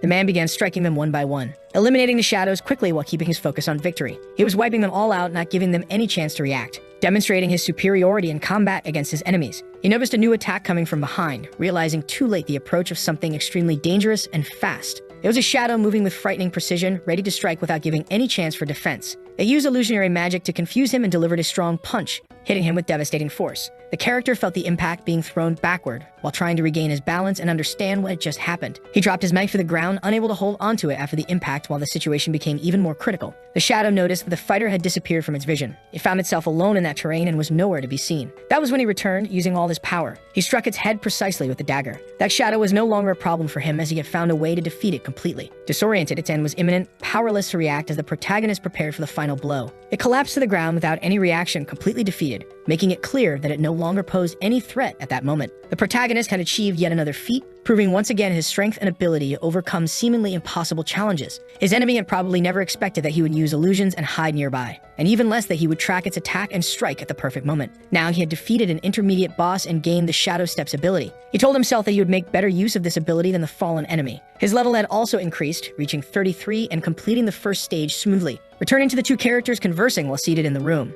Both were engaged in a discussion, each defending their own opinion. One of them started to get irritated. The blonde man claimed that the world revolved around him, because he was goodness, justice, and the way. Meanwhile, Shin Kangyu found himself separated in the middle of the forest. As if in suggestion, the main boss appeared before him. What was strange was that the events were not happening exactly as described in the novel. The man in the black suit began to notice and understand who the true protagonist of this mysterious story was. The man in the white suit with light-colored hair confidently stated that he was the true main character of the plot. Shin Kangyu was already mentally and physically preparing for his next fight, which would be the most challenging yet. This time, he would face a version of himself that had become the main and most powerful boss. His weapon was fully prepared for battle, ready to be used against the toughest enemy of all. He started with a short-distance leap to get closer to the enemy. He attempted to strike but failed as the enemy dodged swiftly. His steps were heavy as they hit the ground, combing through the environment as he advanced with determination toward the inevitable combat. He attempted another strike with his sword, searching for an opening in his opponent to end the fight quickly. The weapons clashed with precision, producing sparks and an intense metallic sound that echoed across the battlefield. He realized that this would be a close-quarters battle, requiring both physical skill and strategy to overcome his skilled opponent. If he used illusionary magic immediately, he could be easily tracked. a fact that would compromise his position, making him lose his initial advantage. And since both of them had the vision capturing ability and knew each other's weaknesses, perhaps if the short distance leap was combined with the abduction ability, it would be harder to dodge. The best option was to use abilities that required physical contact. He realized that a difficult battle lay ahead. The transversal teleportation was frequently used, and he was prepared, dagger in hand, ready to strike with precision and determination against the enemy in front of him. He began advancing using his special ability, the bloody stab, aiming to break through the enemy's defenses with brute force. But the opponent skillfully dodged, using a protective barrier that blocked the attacks and frustrated his attempts at direct advancement. The defensive and offensive movements used by the opponent were excellent, demonstrating great skill and experience in intense battles. He wanted to see exactly how long the enemy could endure before succumbing to the pressure of his continuous attacks, until suddenly the enemy multiplied into several clones, making the battle even more challenging and unpredictable. He became completely lost as he faced the Shadow Steps ability, which confused his senses in the middle of battle. He couldn't believe what was happening as the enemy seemed to be in multiple places at once, deceiving him. He ran to attack him, dagger in hand, determined to land a decisive blow and end the fight. With all his strength, he struck him on the first try, believing he had finally managed to defeat the skilled opponent. He split the enemy in two, but the latter used the swap ability as a defense, escaping the fatal blow. He felt a sharp pain within himself. The sword was already preparing for a new attack. It was the bloody stab ability, but the protective shield was there to defend him. However, cracks began to appear due to the extreme force used. Soon, that protective barrier broke, exposing the man. With all this fury, the other immediately began striking him. He started running desperately from that place, trying to escape. Once again, the full bloody stab ability was used. Several punctures hit their final target. Noticing something coming from behind, it was the short distance leap. But the man quickly launched the protective barrier again to defend himself. The shadows attacked him constantly, destroying his protection. With wide eyes, the attack continued. Fleeing from everything and everyone, he only tried to hide. He was terrified of the strength with which he was fighting. He tried another spell. He struck the shadow, but it dodged everything. He no longer knew how to defend himself or what to do to win that fight. Another shield began to form. He tried at all costs to protect himself from the shadows, while someone shouted at him to keep trying. They moved closer for a hand-to-hand battle. The swap ability was used again and quite frequently. He didn't know which spell to use, so he kept using his protective barrier, but soon broke under so many attacks. He had reached his limit and was desperate. He no longer had mana to keep using his abilities. He had not been able to replicate the hypersensitivity to mana in the same way. With the bloody stab, defeat was certain. He was already badly wounded from so many attacks. He could no longer react. He felt immense pain all over his body. With a short distance leap, he tried to retreat, but the enemy called him back to the fight. He was not satisfied, he wanted more. Thus, he made his final move with Bloodburn. It was the end of the line for him. Lying on the ground, he no longer had any chances. Shin Kang-hu realized that his hypersensitivity to mana was incredibly useful and had improved his ability. He was already aiming to reach the hidden dungeon, keeping that in mind as he carefully planned his next steps.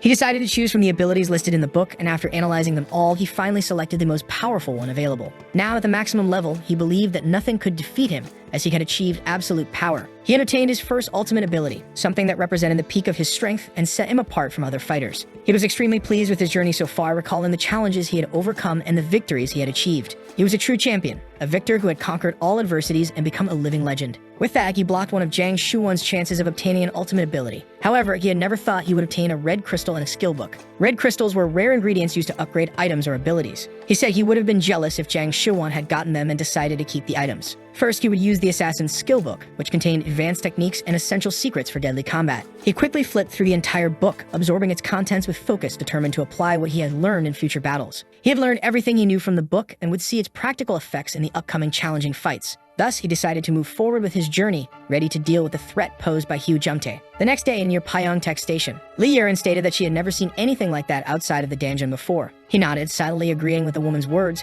who seemed to have some important questions for him, who already had some interesting questions to ask. Pointing to the land, she questioned why he had deposited 100 million won into her account. He explained that he knew Chae-Soi was after him, so if his information had leaked, she would have appeared in Yangpyeong immediately. Apparently, she was looking for him by burning hunters who did not have relevant information. The woman says that protecting the information of her commissioners is obvious, and he highlights another detail. He mentions capturing Hu Jumtae while the woman stares at him intently. That was the reason he did not reveal his true identity to her. Disbelieving what she had just heard, Lee Yerin could not understand how he had captured the fugitive without leaving any trace. She deeply believed in that boy's potential as he continued to surprise everyone with his incredible skills. Curious, she asked how he would like to be called from now on, respecting his personal decision. After all, she already knew his real name due to an unexpected accident. He stated that for security reasons, she should continue calling him by his pseudonym. Making a joke, she replied that with him she agreed with Sung-kyu, and they returned to discussing commissions. At a bus stop, the commissioner herself would be guiding people today and said she wanted to see their skills. Her name was Yoon Saemin, and she was delighted to meet Sung-kyu. The protagonist returned the greeting with a friendly smile. saying it was a pleasure. They were standing in front of a security bus, personally protected by fully armed hunters with magic bullets. Even though operating such a service was expensive, people's safety was guaranteed. The hero boarded the bus and decided to sleep a little until he reached his destination in Ulsan. People inside the bus were talking about topics like hunting and plans. Shin Kang-gu awoke from his deep sleep upon hearing the loud and incessant conversation of the other passengers on the bus. He was very irritated, as he just wanted to rest a bit during the long and exhausting journey he was on. Suddenly, his sword began glowing incessantly, drawing attention. He saw the reflection of a guard positioned beside him but remained calm, showing no reaction. With a suspicious look, the guard observed attentively, unaware of any threat coming from Shin Kang-gu. The officer began walking slowly down the aisle of the bus, analyzing each passenger with a careful and watchful gaze. He scrutinized every person on the bus, looking for any suspicious behavior, but found nothing that stood out. He had a gun pointed at the protagonist's head while he sat calmly in his seat. A gunshot was heard inside the packed bus, but even the attacker himself did not understand the situation. The man was no longer sitting where the shot had been fired. He had vanished. Using transversal teleportation,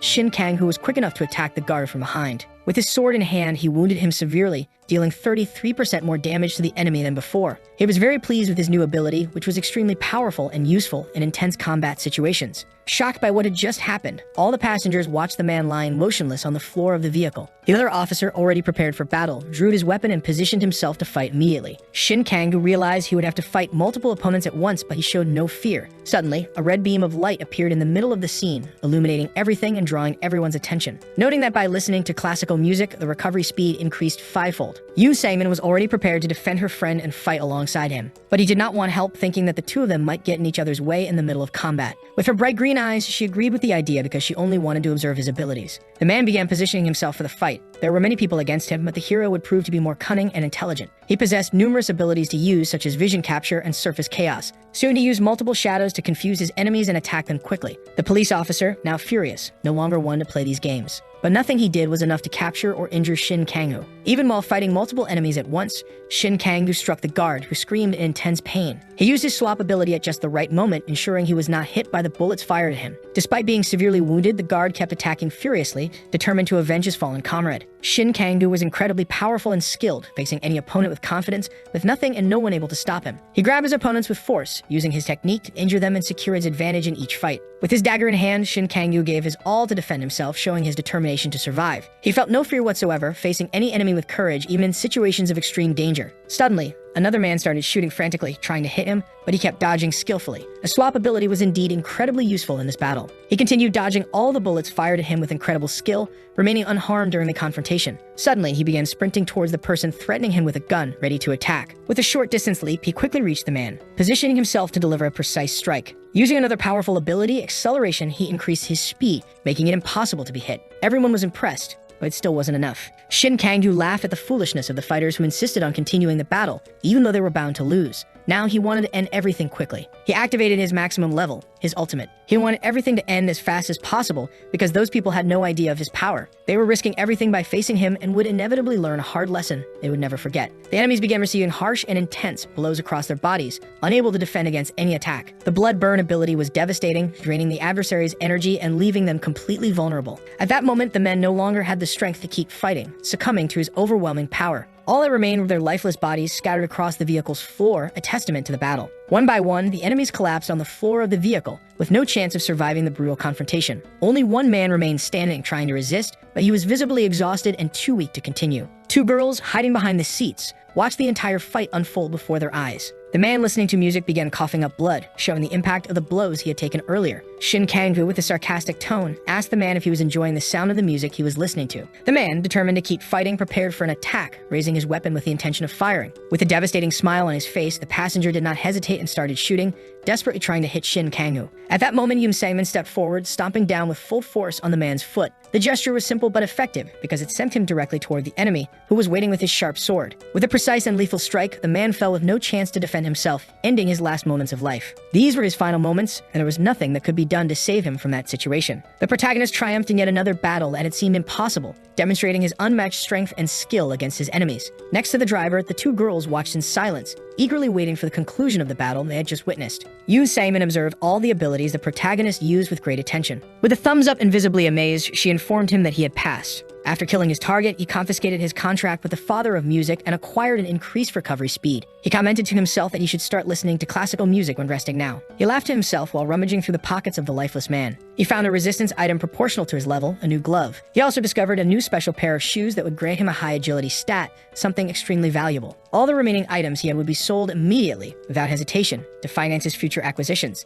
Intrigued by the situation, the girl directly asked if he wouldn't give her any praise for her help. Since she had provided crucial assistance during the fight, she expected some recognition, but he seemed completely indifferent to it. Smiling, she said she would like to officially commission him as the captain of the Tawa River. The organizations in Ulsan were a side story in the novel, and the Tawa River was an example. As she unwrapped a lollipop, she mentioned that the commission's payment would be 2.5 billion won. She declared him the sovereign of Ulsa and requested that he bring the left arm of Gong Tae-soo. Despite the proposal, the man still insisted on adding a condition that was entirely unexpected and unconventional. He wanted to ensure that the Tawa River would have full control over Ulsan, something that surprised everyone present. And instead, he demanded the unique opportunity to meet in person with the feared leader of the mysterious abyss. Shocked by the absurd request, the girl nearly choked on her lollipop, unable to believe what she had just heard. The Abyss, after all, was known as one of the most powerful and feared forces within the Jungwa Guild at present, and they were the military organization with the highest level of cohesion and the strongest organizational power, even as they were collapsing due to internal conflicts. To defeat the Jungwa Guild, Shin Kang-hu would have to interact with them soon, as he needed a force equal to theirs. The girl reflected on the request made by the man. The Tawa River was one of the Abyss's satellite organizations, making it an opportunity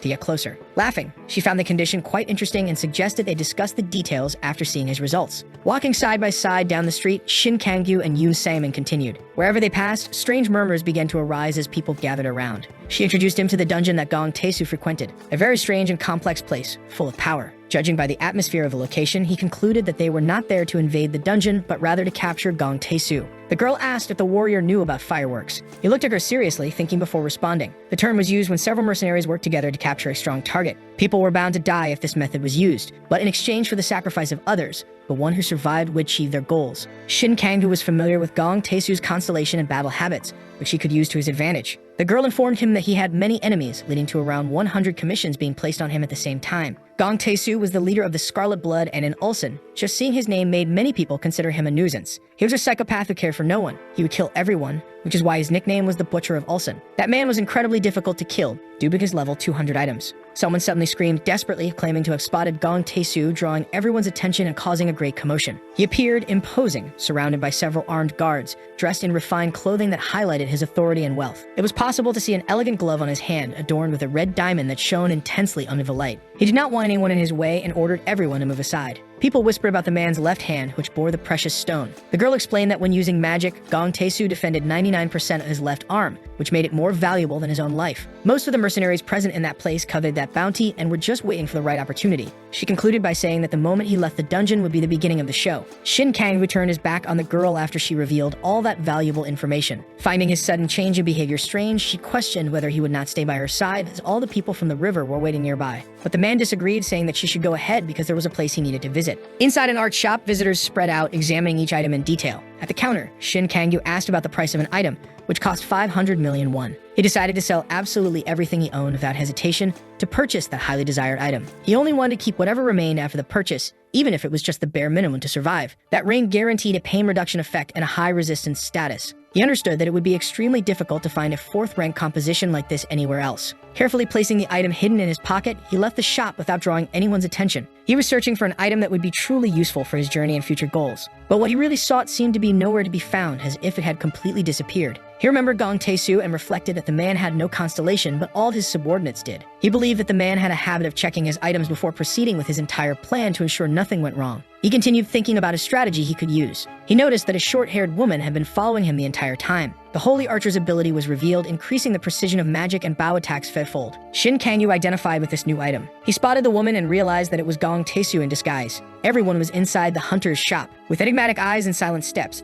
the mysterious figure left the store without drawing attention, disappearing into the crowd. Curious and suspicious, he began following the person, trying to discover more about their true identity and hidden intentions. The disguise was incredibly well crafted, so perfect that it would have been impossible to recognize him without a keen and detailed eye. If it weren't for the constellation subtly glowing, the warrior would never have imagined that this mysterious figure was actually him. He noticed that everyone there was skilled constellation users and that Gong Tae-soo had several guards surrounding him. Gong Tae-soo climbed into a vehicle that was already departing. If he could, a man would simply do his job and continue his day normally. But as soon as he finished thinking, he was already making a short distance leap. He moved moved across the rooftops of buildings, leaving no traces so that no one would suspect him. That's why he continued moving forward on foot. He wanted to uncover the true intentions of the enemy. The sun slowly set on the horizon, marking the end of the day as the sky took on orange and pink hues. Gong Tae-soo was extremely excited about the success of his disguise, which had worked perfectly as he had planned. He could hardly wait to see the frustrated and surprised expressions of the mercenaries who had been completely fooled. A new mysterious member was joining the group, immediately recognized and respected by all as the new leader. But the disguised man did not like what he heard and narrowed his eyes. He cast one of his powers on one of the henchmen,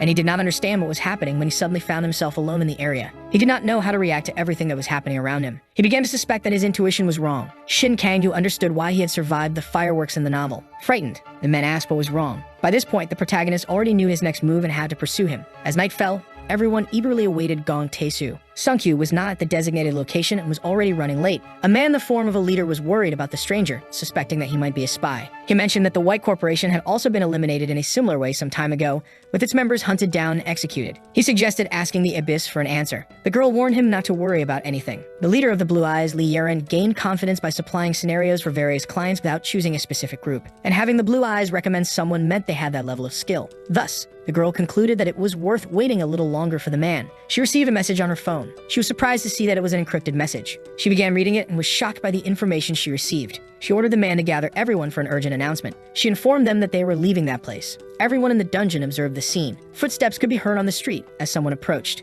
It was Gong Tae-soo and his men. A boy caught everyone's attention by loudly announcing that the man had finally left his hiding place. People quickly prepared for what was coming, gathering their courage and determination in the face of the imminent situation. With makeshift weapons and attack instruments, they began advancing toward the man, ready to confront him. The guards, loyal and determined, did not hesitate for a second before protecting their leader against any threat. Furious and thirsty for revenge, the combatants desired his death, driven by an intense and uncontrollable hatred. A defense bat covered in rusty nails was raised into the air, ready to be used as a lethal weapon. The guards continued protecting their leader at all costs, forming an impenetrable barrier against the attacks. The battle began right there. People attacked without thinking twice. Ruthlessly, the guards wiped out anyone who invaded their path. They fought harder and harder to defend their master. The crowd shouted for him to taste the fireworks. Someone was grabbed from behind with just one hand. A reckless boy used another person as a shield, but he didn't care. He just wanted to survive. A red beam of light represented immense power, and an explosion struck everyone in the midst of the chaos. A man caught fire right then and there, and Gong Tae-soo appeared in his disguise, showing that he truly wanted fireworks.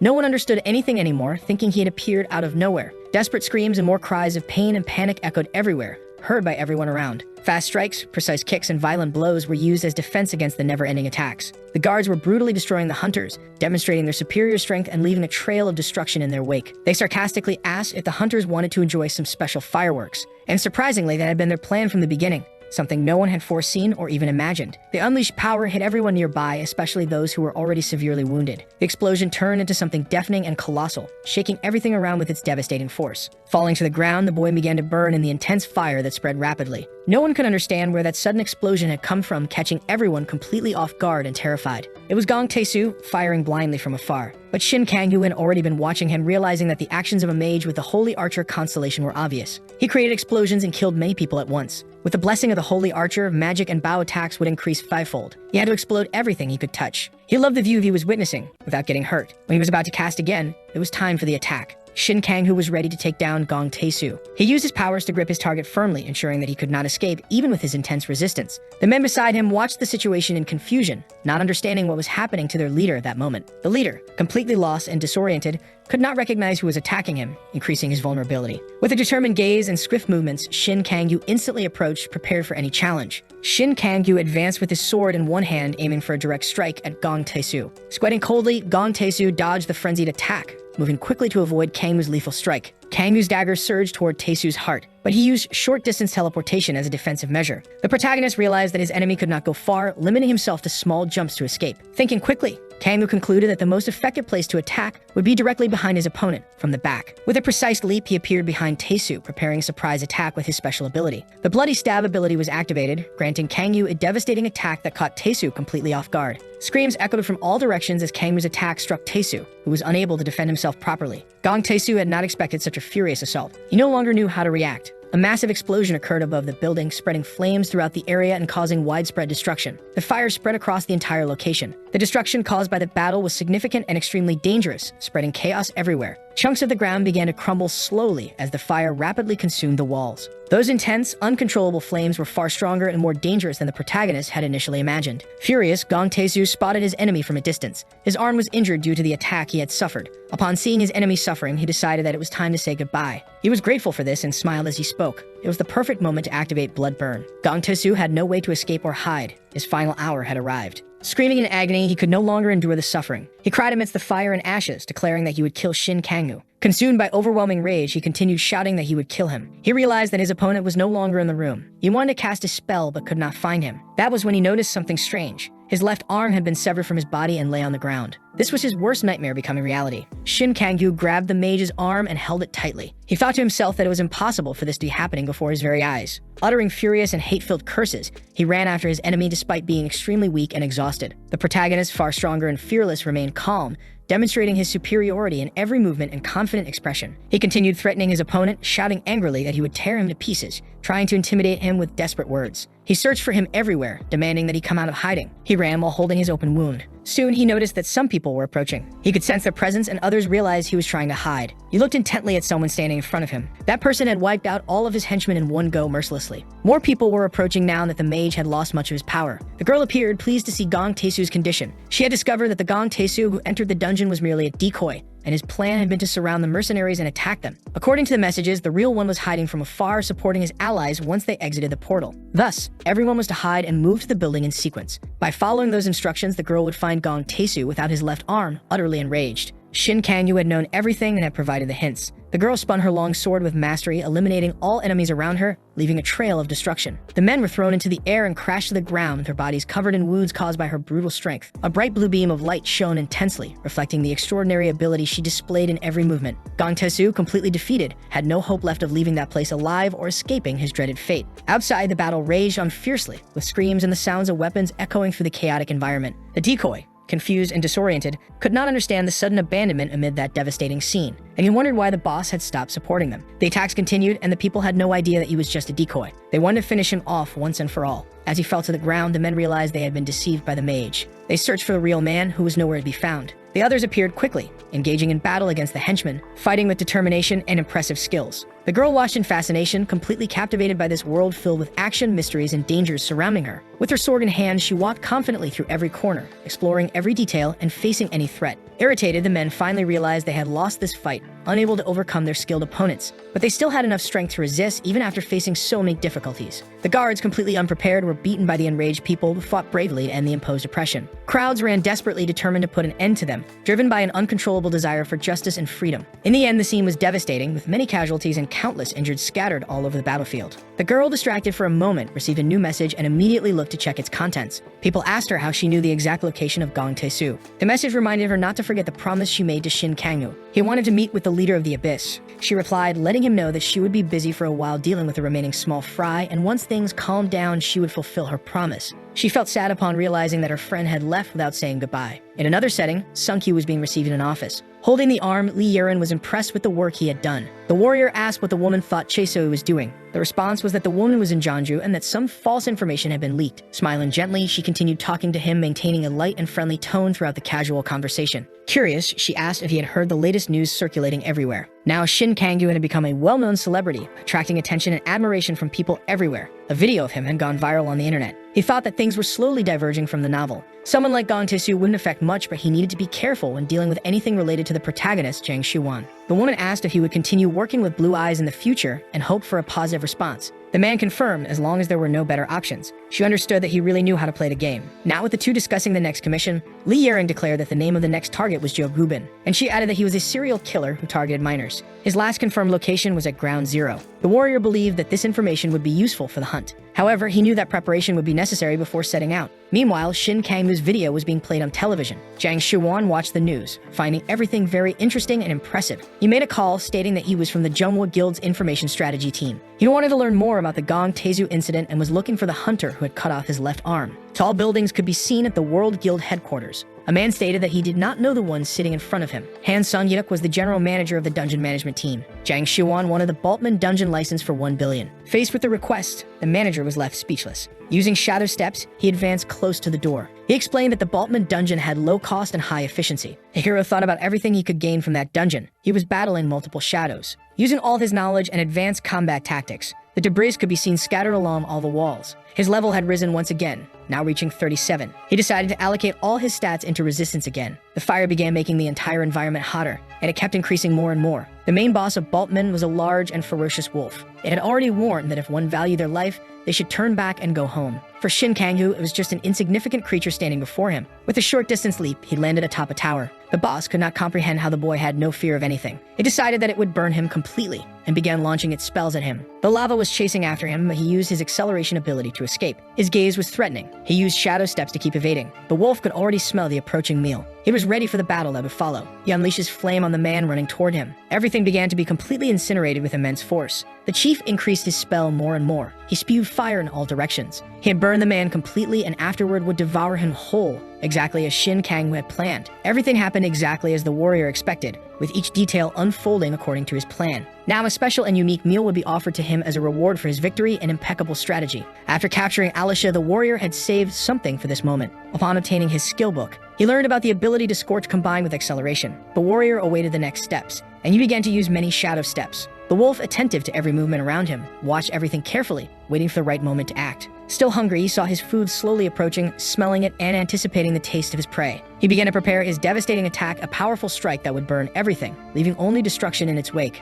As he unleashed his alarming and destructive fire, the wolf displayed all his strength, spreading intense flames everywhere. The warrior realized it was the right time. He threw his book toward the chief. The throw was faster than the very shadows that ran frantically. He thought it would not be possible to simply serve food to him like this again. He began to incinerate everything around him, determined to end the chief, destroying any obstacle in his path. With a short distance leap, he quickly moved away from the imminent danger, avoiding the flames that surrounded him intensely. The fire continued to spread through the space, consuming everything in its path and turning the environment into pure chaos. The warrior, observing the destruction caused, smiled with satisfaction, proud of his new feat and the strength he demonstrated. Now, with everything consumed by the flames, it was too late to go back or undo what had been done. The wolf noticed a different taste in that food, but he longed to know the taste of the man who stared at him. He began to feel unwell. Everything happened with strange swiftness. It was the great beheading that appeared in the book. The chief noticed his body was strange and did not understand what was happening. A red alert appeared before him. He could not use his abilities at that moment as he was completely disarmed. Various warnings began to appear incessantly, revealing that Shin Kang-gu had strategically and precisely planned something against the chief. Gradually, he started to realize what was truly happening, connecting the events and understanding the real origin of the problem. The blame for everything fell upon the warrior, who had orchestrated the situation and manipulated events to achieve his goal. With a confident smile, the warrior affirmed that this was merely a demonstration of his unique and powerful ability. The chief was already too worried, not knowing how to react. An intense rain of fire spread across the place. Shin Kang-gu watched the change in the sky's landscape. A great explosion sent sparks flying in all directions. The wolf commented that the man was finally in the state he should be. That explosion hit the spot where he stood, but when the smoke dissipated, the man was no longer there. He had escaped using his swap ability. Abduction was another ability the warrior was using. The wolf began to feel extremely afraid. Shin Kang-gu warned that he would kill him slowly. The wolf could no longer bear to hear the words of that arrogant man. He wanted to burn him to ashes and end him. He was already tired of this endless pursuit. The warrior used the protective barrier so that the people could not capture him. He knew that was more than necessary, more than enough. And with a bloody stab, he would be able to defeat him with his strikes. The wolf howled incessantly as he was struck. With his sword by his side, the man delivered multiple attacks. The two fought against each other, fire against protection. The warrior realized that the barrier had lasted as long as he had expected. Now he distanced himself from the creature using the short distance leap. The beast would not allow him to escape. Hearing his pleas, he stopped where he was. He replied calmly that he was not running from anything or anyone, and he would defeat him using the blood-burning ability. Finally, the chief was being defeated. Dead, he fell to the ground without any reaction. Shin Kang-gu reached level 39 and observed the message with satisfaction. The great beheading was what he wanted. According to the book, even if the class of the wielder was different, there was no penalty in learning abilities. With this, it was possible to make a monster learn the ability and then take the ability for oneself. In other words, he would use someone to receive the ability and then steal it. He concluded that it was time to go to Ground Zero. From the view of Seoul Station, the man had no choice but to go to Seoul to move around. He spotted a giant screen with a picture of Jiang Shuan smiling. The master of the Junghwa Guild and the master of the Fortune Guild shook hands, sealing agreement. The Fortune Guild was quite famous in America and was now moving globally. However, that was a coordinated movement by the 3 stars. The 13 stars were 13 hunters, praised as heroes in the original novel, including Zhang Shuan and his friends. But in reality, they were the main investigators who would bring this world to ruin. The scariest part of this was that they had an informant network all over the world, manipulating public opinion as they pleased. As soon as they started moving as one, people would revere them as great believers. The hero found himself in that crowded place due to karma for writing such a novel. A woman approached him, saying that Sewell was very boring. He turned around when she called him. She continued saying that the prices were mercenary and that only those with advantages kept benefiting. Her eyes were blood red and her hair was dark. The man did not understand why such a beautiful woman was striking up a conversation with him, until he noticed something different about her. Suddenly, the two were sitting at a table, using his phone and she working on a computer. She paused for a second to observe the warrior. Now he understood everything. The woman had a mental ability. In a black and white scene, some thugs watched a woman who was on the ground. A girl sat in her chair in front of two enormous screens. A man observed his wounded companion, and the scene shifted to Shin Kang-woo. She reflected that to be able to nullify her mental cleansing, his level must have been higher than hers. The man immediately warned her to stop with those futile attempts. He did not like nosy and prying people. Looking at the woman's constellation, the enchanted fox, he was sure of one thing. She was one of Yu Chumwa's 13 stars. Soon he started finding all of this quite interesting. There was nothing he could do about it, but there was a method to defend against mental abilities. That type of mental ability made the victim lower their mental barrier willingly by thinking of good memories. So if one thought of painful memories, they could create a temporary barrier. The woman became very interested in the boy who managed to block her abilities. She handed him a business card that was only given to those who had blocked her ability at least once. If you wanted better support, you could seek her out. It was a card from the Shinto Guild, one of the best in China. The young man said he would keep the card. Hoping they would meet again, the woman then left. However, to face the 3 stars, he knew he would need allies. Now he was in a completely arid and dry place, where the intense heat made the environment almost unbearable. His footsteps, light and silent, did not even leave marks on the ground, disappearing quickly in the dust that covered everything. Finally, after a long journey, he found himself at Ground Zero, the starting point for something grand. Carefully analyzing the map, he wondered whether he should go after the treasure first or deal with the commission beforehand. He heard some noises coming from a little further away. A completely black figure began to appear, foreshadowing a shadow. A cloud of blue spells appeared in the environment. It was congenital mana hypersensitivity, which, despite being incredible, could be fatal to his body. This would cause a massive status loss, meaning instant death in the middle of a battle. He knew he had to learn to control it, as his next battles would be even fiercer. He needed to obtain some mad silesium, another type of plant. Shin Kang-woo had previously used it to achieve a much more remarkable effect than standard silesium. After consumption, one would be free from mana hypersensitivity for 30 minutes. Although it had some rather complicated side effects, it was truly useful in battle. The problem was that this plant did not grow in Ground Zero and was also highly protected by a high-level beast. He knew there were 6 areas where this plant was predominant and observed the markings on the map. The best thing to do now would be to reach at least level 40, so he could acquire a new ability. Now the warrior was fighting what appeared to be a carnivorous plant. He had defeated that common monster with a single blow. He was much calmer after another victory. But more monsters appeared, showing that Ground Zero was literally a wild region. In that dangerous place, various mutant monsters were scattered everywhere, making the environment full of constant threats. The place was filled with unpredictable variables, with every movement requiring attention and strategy to avoid the dangers that arose. He used his long-distance leap, and he further added that, above all that had already been mentioned, a single moment of carelessness could lead to death. That was when he found a man leaning against a rock, but his body was not decomposing. That body was still very clean, which was strange. He began using mana tracking to understand more about what happened. Just as he had imagined, there was no way mana could come from a corpse. He noticed that the man was holding a weapon in his hands, and he believed it was a trap set by the Dark Guild, which lured hunters using an item that revealed their actual location. He realized that the plan was to use bait to catch prey. Apparently, he saw something about the corpse in front of him. It was a quiet and calm boy, who was constantly mocked by his classmates, who chased and played pranks on the boy. The vision was not very clear, but it was possible to understand. Shin Kang-woo turned his back and left the place, leaving the body where he had last seen it. That was when he spotted, at the very top of the peak, the plant he had been searching for. He was on a steep and treacherous cliff, which made everything even more difficult and dangerous for him. Determined to finish this quickly, he needed to find an effective way to reach the desired item. With a powerful thrust, he planted his feet firmly on the ground, preparing to make a risky leap. He jumped with all his strength toward the cliff, desperately trying to reach that rare and essential plant. The dry trees stood still, with no wind at all, when suddenly, a monster awoke from its slumber. He grabbed that plant with all his strength and did not let go. He managed to pull it out from where it grew, but he still had to be careful not to fall off that cliff and end up like the corpse. The character hung from the mountain, holding his entire weight with just one hand. Now he could see the monster he had mentioned earlier. It was the Manhwa with its fluorescent green eyes. The creature was eager to grab Shin Kang-woo. It launched its branches in his direction.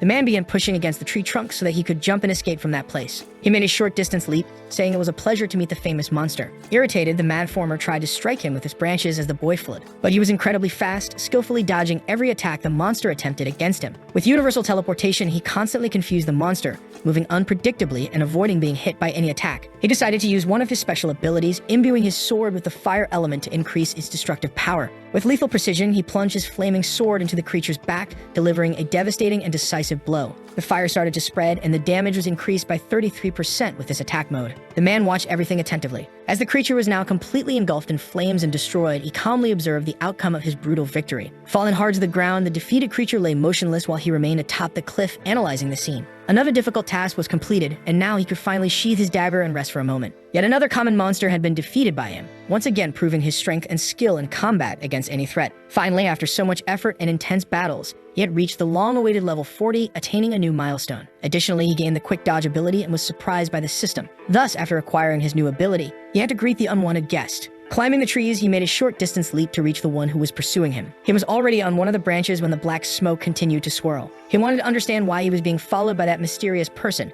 who seemed determined to accompany him. The unwanted guest, confused and speechless, did not know how to respond to the questions asked by the hero at that moment. There was a curious girl trying to understand at what moment the hero had noticed that she had been following him so discreetly. He could not fully grasp the image he was seeing, feeling intrigued by the unexpected presence. The woman standing right in front of him seemed to be hiding something important, making him even more suspicious. She was the same girl from the school images he had seen not long ago. Her name was Jung Yuri. She had a very wealthy businessman father and was the model of a hardworking freshman student. Although she was famous for being close to Choi Won-hyun, who was the vice president of the school, he abandoned her after her father's business failed and they fell into poverty. The character concluded his train of thought by saying that, in the novel, she was an opponent who harbored resentment toward Won-hyun. The woman began to apologize for the inconvenience of having followed him. Smiling, she said he was really impressive for reaching ground zero and being able to handle the shadow guides. And she recalled that he had also defeated the mad farmer. The man held his dagger in his hands and made an attacking gesture toward the woman. Frightened and unsure of what to do, she could only protect herself, trying to avoid any threat that might arise. She began to fear for her life, believing she was in great danger with no chance of escaping that situation. However, he had no intention of attacking her, as his true objective was to eliminate the monster behind her.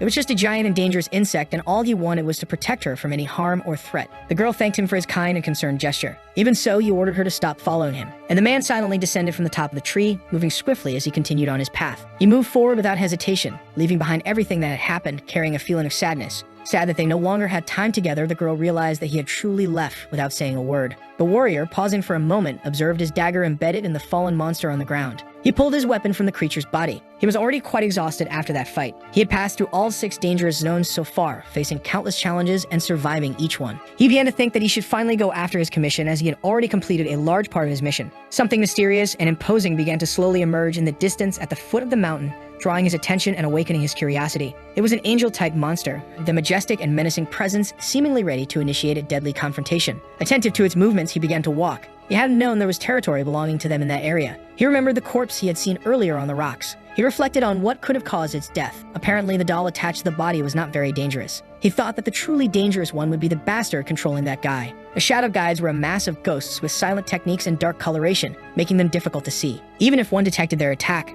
they could not be killed using conventional means. Because of this, those dragged by them ended up completely losing their senses and going irreversibly and tragically insane. In the end, these desperate people ended up taking their own lives, unable to withstand the mental pressure that consumed them slowly. Committing suicide after being mentally consumed, they became victims of unbearable torment, with no strength left to fight against the darkness. The hero, however, would not fall so easily for that reason, as his mental strength was unshakable and extraordinary. With shadow steps, he approached the body, but something began to hover over the area. He prepared for another battle, his weapon always in hand, ready for anything. The fierce creature wanted to attack him at all costs, moving quickly to try to strike the hero. He began making good use of his movement ability, using it to evade their relentless attacks. Shin Kangyo, realizing the situation, commented that he urgently needed a spare weapon to deal with the enemy. The bird was struck hard, letting out a piercing cry that echoed through the environment, but it continued trying to attack. The bird's attacks did not stop, constantly targeting the character, who defended himself. He kept eating the food that generated strength, and he fled from the creatures that pursued him wherever he went. The shadow guides appeared. He couldn't believe they had shown up so suddenly. The man kept running, taking one step at a time. He made a great leap to the other side of the cliff. The guides arrived before him. They tried everything to attack him, but he dodged and used his acceleration ability. Without showing any fear, the man accelerated his run even more, determined to escape the dangerous situation quickly. As he ran, he noticed a massive monster beside him, whose imposing and terrifying presence made him tense. The monster was gigantic and horrifying, with an appearance that struck fear even in the bravest of warriors. Suddenly, the monster's hand began to reach for him, and he found himself lost, unsure of how to react properly. He decided to use his movement ability and went to the other side of the mountain. He caught the monster's attention, causing it to turn toward him. Irritated with such petulance, the guy begins his hunt again. The angels observed everything that was happening. They were curious about the latest events. The guides noticed that they were being watched. That was a very well thought out trap. The only things that could kill a guide were power or its opposite, which was the power of light. Those beings wanted to keep fighting until one of them died. Shin Kangyu only wanted to know about his newly acquired weapon. He had taken it from the corpse's hands. He also looked at his documents to find more information, but nothing helped. The warrior reflected that even if the man was dead, he could still take him back to his family. Extending one of his hands carefully, he closed the corpse's eyes, showing respect before silently withdrawing. He knew that he had to deal with his client's grudge first, prioritizing the resolution of that delicate matter. Kangyu says that he will resolve the client's problem first. He leaves, leaving the body and a trail of black smoke behind. Yuri, who was hidden there, just smiles. The name of his target was Joe, the assassin goblin who usually goes after minors. The woman tells the man that that information would help. Looking at the envelope, he says that it was information different from the usual. With her head down, she comments that it was from the commissioner. The one who gathered the information for them was the father of one of the victims. Now, in North Korean territory, the man looks at his cell phone. He remembers the woman saying that that commission was not just murdering to respect the commissioner's conditions. With that in mind, he puts away the cell phone. Then, using mana detection, he finds a body. He quickly grabs his sword. The man smiles as he puts on a glove and celebrates atop a body, saying that Ground Zero was the land of opportunities. When the system warns that he could level up by killing more people, he becomes even more excited. However, something catches his attention. Before he can react, he is attacked. He dons his armor and throws aside the sword that had injured him. Quickly, he uses his ice armor ability to protect himself. The assassin asks who the man was who simply pulled the sword back. Staring at him, Kangyu says that he wouldn't tell. Seeing that, the man becomes even more irritated. Then he uses the wizard ability of Jiro to cover himself and forge a spear. Using all his power, the assassin threatens him. He says that if he didn't tell, he would force him to, and he throws the spear in his direction, which he dodges, causing it to hit a stone. He throws several spears, but the man continues dodging very quickly and gets closer. Shin notices that he was a mage. His level was something because of the constellation, and he had a magical resistance different from Jumtae's, so capturing his vision wouldn't work. But first, he needed to deal with his armor. After dodging all the attacks, the man approaches his opponent. Seeing him approach, the man begins to invoke another spell. Thus, the blood from the body begins to rise from the ground. The man was able to form blood spears, and the other had no chance to dodge. Kangyu activates the resistance shield that protects him from the attack. Both are surprised by what just happened. He thought he would take some damage when he used that ability. The ability was Quick Dodge, which has the effect of a resistance shield. Several warnings begin to appear, stating that his dodge has been updated to Quick Dodge. It was the first time he used it since he obtained it, and he found the effect very useful. The assassin says that that one came close. Then he makes another ice spear. Grabbing it, he says that he could have killed him in one go. But since it wasn't fun to toy with him, he would kill him and take his items. Shin stops and asks why he was going after children. However, the man doesn't understand the question. Placing his hand on his head, he asks who his client was. The man asks for an answer, but Joe Goblin laughs and says that he didn't know anything. He says that he liked deceiving them, that it was fun, and then he got excited by it because they were pure, and he used them only as toys. Upon hearing this, Shin remembers how she treated Yuri with his claim. Angrily, Goblin uses the ability to create an ice barrier around them. Quickly, the man grabs his sword. Taking a fighting stance, he says that he will show him what it is like to be a toy. Shin creates a magical illusion to confuse the man about where he truly was. Thus, they go after Joe. He becomes confused, trying to identify which one of them was the real one. Staring fixedly at one of them, he believes he has found him. However, that one disappears, making him think that he must be hiding and trying to find an opening. While he was thinking, he did not notice the others approaching and was surprised by several of them attacking him. Joe grabs 2 ice spears and prepares for battle. They pass through the illusion's bodies, making him despair. Several of them move past him and stop behind the man. Now he was surrounded by the figures, unsure of who could really harm him. Shin runs to strike him from behind with his sword. The assassin begins to think about how things reached this point. Using the ice foam ability, he decides to finish them all off. One by one, the illusions were hit, but the real one was not found. Realizing he had been deceived, he becomes worried, but soon sees the real one coming toward him with determination. He starts to create another ice spear. As Shin used acceleration to get closer, he tells him he was too slow and sets his spear on fire. Saying that this was exactly what he was looking for, he uses the weapon to strike the man. The fire from the sword began to break through the ice armor and reach his body. He asks the man how it feels to be deceived. Joe thinks that the pain wasn't allowing him to focus. He grabs the sword from his body and tries to strike the man, screaming for him to die, but he manages to teleport. When he turns around, he sees him with his sword ready to strike. Jumping to attack, he says, "This is it." Using the Great Decapitation ability, he strikes from behind, dealing 33% more damage. Seconds later, the assassin was gasping for air. Kangyu plays classical music. The system shows that the Great Decapitation consumed 25% of his energy, and he thinks that while it requires a lot of energy, it was very effective. Looking at his opponent on the ground, he materializes something. Joe looks at him and notices that he was speaking on the phone. Shin calls someone and introduces himself. He thanks them for their patience and places the phone on a tripod, saying that he would now begin the revenge for their daughter. In a building, Kangyu appears on the screens of a train station in Seoul. Someone tells Soe that he was heading south, that it was certain he had been at Ground Zero, judging by the direction he was going. The woman says that the man would return to the station and to keep her updated. Hanging up, she begins cursing him. Smiling, she says she would make him pay for disregarding her. At Ground Zero, the assassin begins stuttering apologies without looking at the phone camera. A while later, the man on the other end of the phone says that it was enough, that it was sufficient, and his daughter would be content with it. Crying and covering his face, the man begins to thank Kang-woo. He thanks him for doing something that the law and the HNSA could not. Shin says he simply did what he was assigned to do. He finishes by saying that he hopes his daughter rests in peace. Screaming, the assassin says he did everything he was ordered to do. At that moment, the man activates the blood burn ability, making him groan in pain. After the man stops moving, he tells him he could die now. The system issues an alert stating that the target has been eliminated.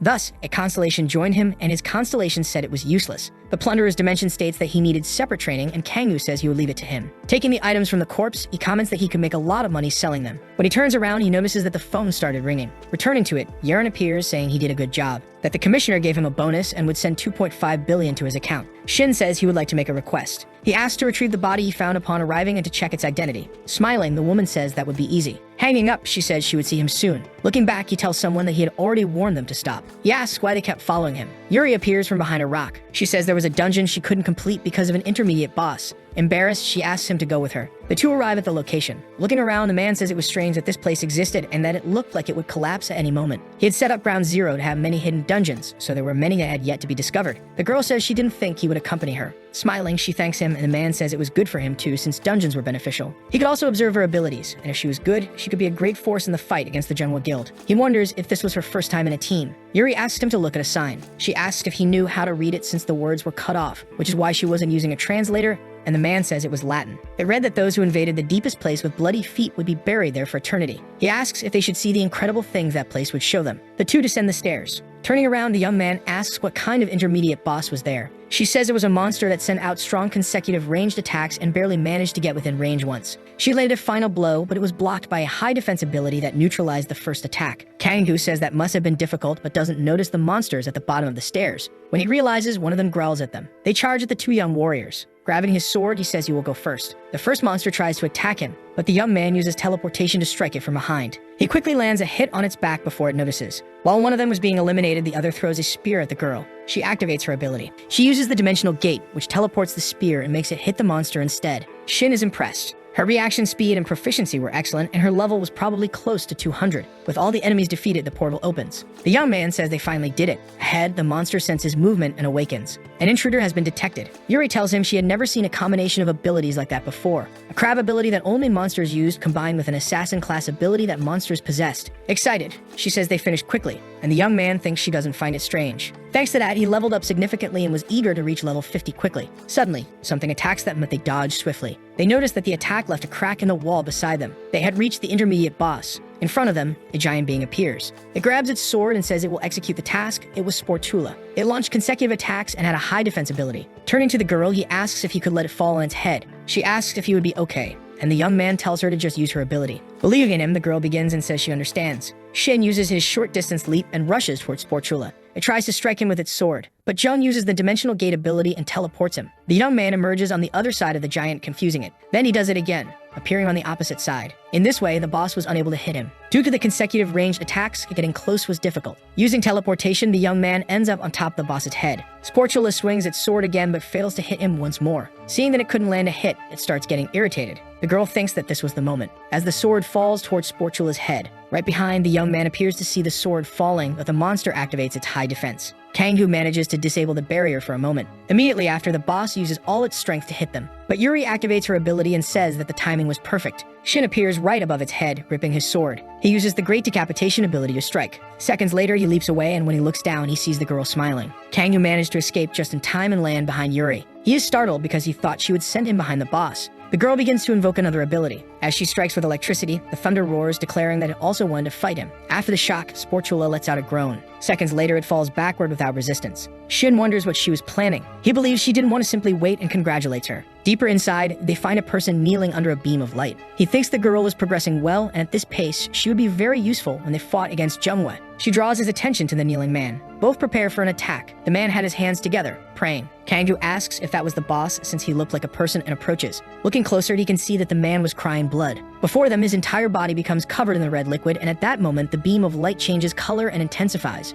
The girl, confused, asks what was happening. Quickly, he throws his sword, which strikes the man. He begins to crack, and as he shatters, the system announces that they have killed the main boss. There were no abilities to loot, and around them, a strange energy began to rise. The dungeon was collapsing and everything was being destroyed. Desperate, he turns to the girl and tells her to use all the abilities she has. She agrees and begins. Using his short-distance leap, the young man says he will escape as well and starts leaving the area. As the walls collapse, his speed increased. He couldn't believe the main boss treated hunters like travel companions. Picking up a rose, he said it was a precious item, but he couldn't be stingy. He began eating it because he would die if he didn't escape. A wave of energy surged through his body as everything around him was destroyed. He was the one who wrote that item, but feeling it personally was better than he had imagined. All his senses were awakened. Smiling, he said he would escape. In another room, the girl kept running. She had spent too much mana on Sportula. Because of that, she was weak and ended up collapsing from exhaustion. When she looked ahead, she saw the young man running. She tried to shout for him to wait for her. Her memories took her back to when she had made the same plea to Chi. Seeing that she wasn't hurt, she closed her eyes in resignation. However, the young man asked what she was doing and if she was hurt. The girl was surprised to see him extending his hand. Above her head, a rock began to fall. Yuri warned him, but nothing happened. Then the young man activated a protective field. She tried to speak, but before she realized it, she was being carried by the warrior. Holding her, he said this would be his final push. Running as fast as he could, he told her to hold on. Behind them, the dungeon completely collapsed. When they were at a safe distance, they stopped to rest, and the young man said they had survived. The ability he obtained from the intermediate boss would be very useful. By maximizing its proficiency, the cooldown time would also decrease, making it useful in the future. While looking at what he had gained, a screen appeared beside him, saying he had received a skill enhancement. He thought it wasn't a bad reward for putting his life at risk. Yuri thanked him. She said she wouldn't have been able to get out alone. Looking down, she admitted that she didn't move because the situation reminded her of her past. She used to be a guide for the Jungwa Guild. She was a mercenary guide for other hunters. One day, Chi came looking for her. They said they always did their best to ensure the safety of Jungwa's team members. That was the best guild in the country, so she trusted him and joined the team. But one day, she was seriously injured in a dungeon attack. After hearing that it was severe enough that she wouldn't be able to enter dungeons for a while, Chi asked everyone to leave her behind because they couldn't waste time on useless things. Yuri asked if it was a lie that he would do everything to keep her safe. She said that was only true when she had value. Then she asked if she was an idiot for believing in that. In the end, she said it was a shame because for a toy, she wasn't so bad. Shin said that was an assassination attempt. The girl said it was a miracle she escaped, and if she hadn't contracted a constellation that dealt with space, she would have died. Smiling, she said she was lucky, but the young man told her it wasn't just that. Constellations don't contract hunters without a goal. He said hers must have seen her potential. Excited, the girl asked if that was a compliment, and he thought it was just the truth. Looking down, Yuri said she felt better after talking about it. That was the reason she was at Ground Zero. She didn't have difficulties because of the people there. But at the same time, it was lonely. She admitted that she must have secretly wished to find trust in people. Suddenly, Kang felt unwell and started falling toward the girl. She panicked when she felt his hand on her shoulder. Moments later, his body collapsed backward. The girl saw him gasping for air and asked if he was okay. Shin told her not to worry. It was just the side effect of the improper use of solasium. He just needed to rest, and then he would get better. Placing her hand on his forehead, Yuri smiled and thanked him once more. The young man simply smiled back in response. At Imjin Station, Kangoo thought that if Jung Yuri stayed at Ground Zero, she would grow well. They would meet again. Since there was still time before the train arrived, he decided to check Huntergram. It was the SNS exclusively for hunters, generally used for advertising or sharing information. Shah of Jungwa, the largest guild in the country. The central point of the dungeon invasion strategy is safety and teamwork. Looking at his phone, he thought it was a lot of nonsense. He noticed that the Tawa River was gaining supremacy over Ulsan. Smiling, he said they would handle the rest properly. He would be able to meet the leader of the Abyss soon when Sammy fulfilled the promise. A message from the Plunderer's dimension appeared, saying it was incredible. It said that, although it was a shame they couldn't plunder the constellation, they wanted to ask him something. Then it asked, what was the meaning of having constellations? Kangyu says that since it was a mutualistic relationship, it should go well for him to do well. The dimension says that it was interesting, but that the boy was not a normal hunter. He knew something was happening when he called him back when he was level 10. He says that soon he would test him. If he passed, their destinies would become one, and he would have even greater abilities. Smiling, the boy says that he accepted. He asks if the constellation had no complaints about the contract, but it does not understand. Shin says that this system connects constellations that control the world to the fate of mere humans. In the novel he wrote, he set it up to mock Jang Suwon's subordinates. The dimension says that it was natural, since the contractor's fight was the same as the constellation's fight. The constellations are not administrators of that world, only its constituents, and the boy asks who was above them. However, the dimension says that it could not speak, as those were pieces of information that transcended the worldview of the novel. Even as the author, he could not know everything about that world and wonders if they were a reflection of his consciousness. To his surprise, the dimension says that it did not want to disappear like a normal constellation, that he made it greedier and was slowly beginning to think it could share its destiny with him. Shin tells it not to worry, that he would show things that would exceed expectations in the future. The dimension says it was waiting. Aaron sends him a message saying that Chaesoi was at Seoul Station. The boy thinks it was faster than he expected and that he needs to change his objective. He refaced silly after clearing one more dungeon. He should go to the express bus terminal instead of the station. Leaving there, he thinks about going to the dungeon near Gwangju Terminal. Near the terminal,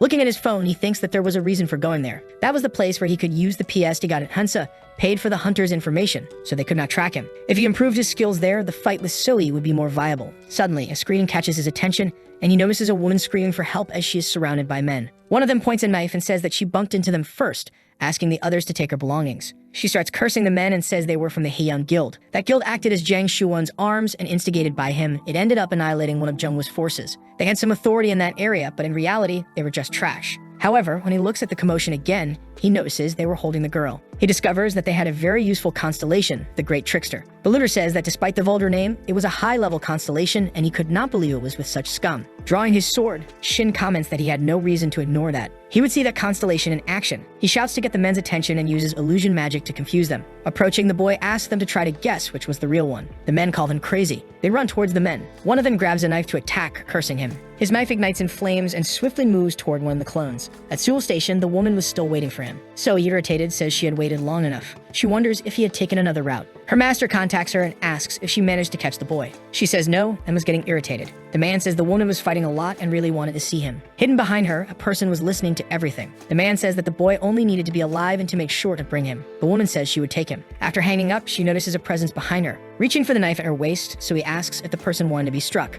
Noticing that the person did not move, she grabs the weapon. Turning, she throws the knife at the body with precision. Back to the fight, the man manages to find the real one but hits his force field. Since he had found him, Shin says he would give him a reward and uses the Great Decapitation ability. He defeats two more and the system says that their contract with the constellation now belonged to him. Other men who witnessed the scene are terrified, as is the girl. She approaches him with a smile. With the team leader defeated, the men start threatening him. Knocking the girl down, they charge at him armed. However, using his ability, he moves past all of them before they can realize it. He says that since they had no constellation, there was no need to prolong that. The Great Trickster says that every 100 levels, he would receive a rare item, and he becomes more excited to level up. The girl thanks him and says that she was only alive because of him. Embarrassed, she says her name was Jin Hueon. Taking his hands to give him her phone, she asks for his number. She wanted to repay him even, just a little. He starts typing on the phone. Shortly after, Hueon thanks him again and says goodbye, saying they would see each other again. As he watches the girl walk away, he receives a notification. It says that the dungeon would open and for him to enter. So he wonders if the man she attacked was a personal mercenary or just a civilian. Since she found no information, she wonders if she got the wrong person, and from afar,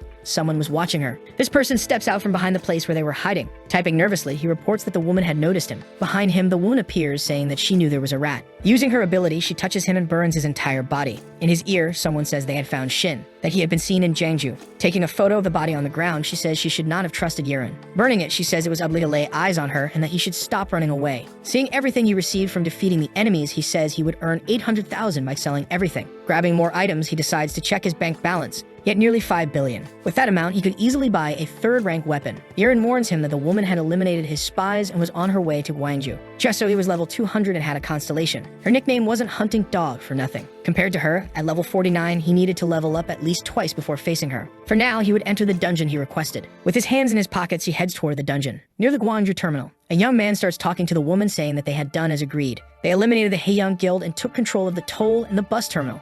She says they also took control of Sunjong Station. She tells him to wait where he was. Smiling, she hoped Kangoo would like the network she had set up. Suddenly, something catches her attention. Sitting on a bench beside her was the boy. Drawing her sword, she says it had been a while. Shin was deep in the forest, fighting against a swordsman. This was the main boss, Sajina. The boy thinks it was annoying. The 3 phantoms he sent were thrown away with a single strike. Since he was far away, it was difficult to use perception vision. Those ranged attacks were useless. If he went directly at him, he would just waste his self-defense and dodge his attack. So he decides to use shadow steps to attack simultaneously. 2 of them hide among the bamboos while the real one attacks from the front. Sejin sighs and looks at him intently. He grabs his sword and begins attacking the shadows while the real one remained hidden. Seeing that he was behind him, he says that this was what he was waiting for. He uses the ability to catch the swordsman's attention and appears, saying that his skill was interesting, but that it was useless if he got within range. Using bloody stab, he strikes him from behind. Noticing the attack, the man looks at him shocked. When the boy jumps in front of him, the man bends down due to the gravity of the wound. He growls at his opponent. Gathering his strength, he begins to stand up. However, before he could do anything,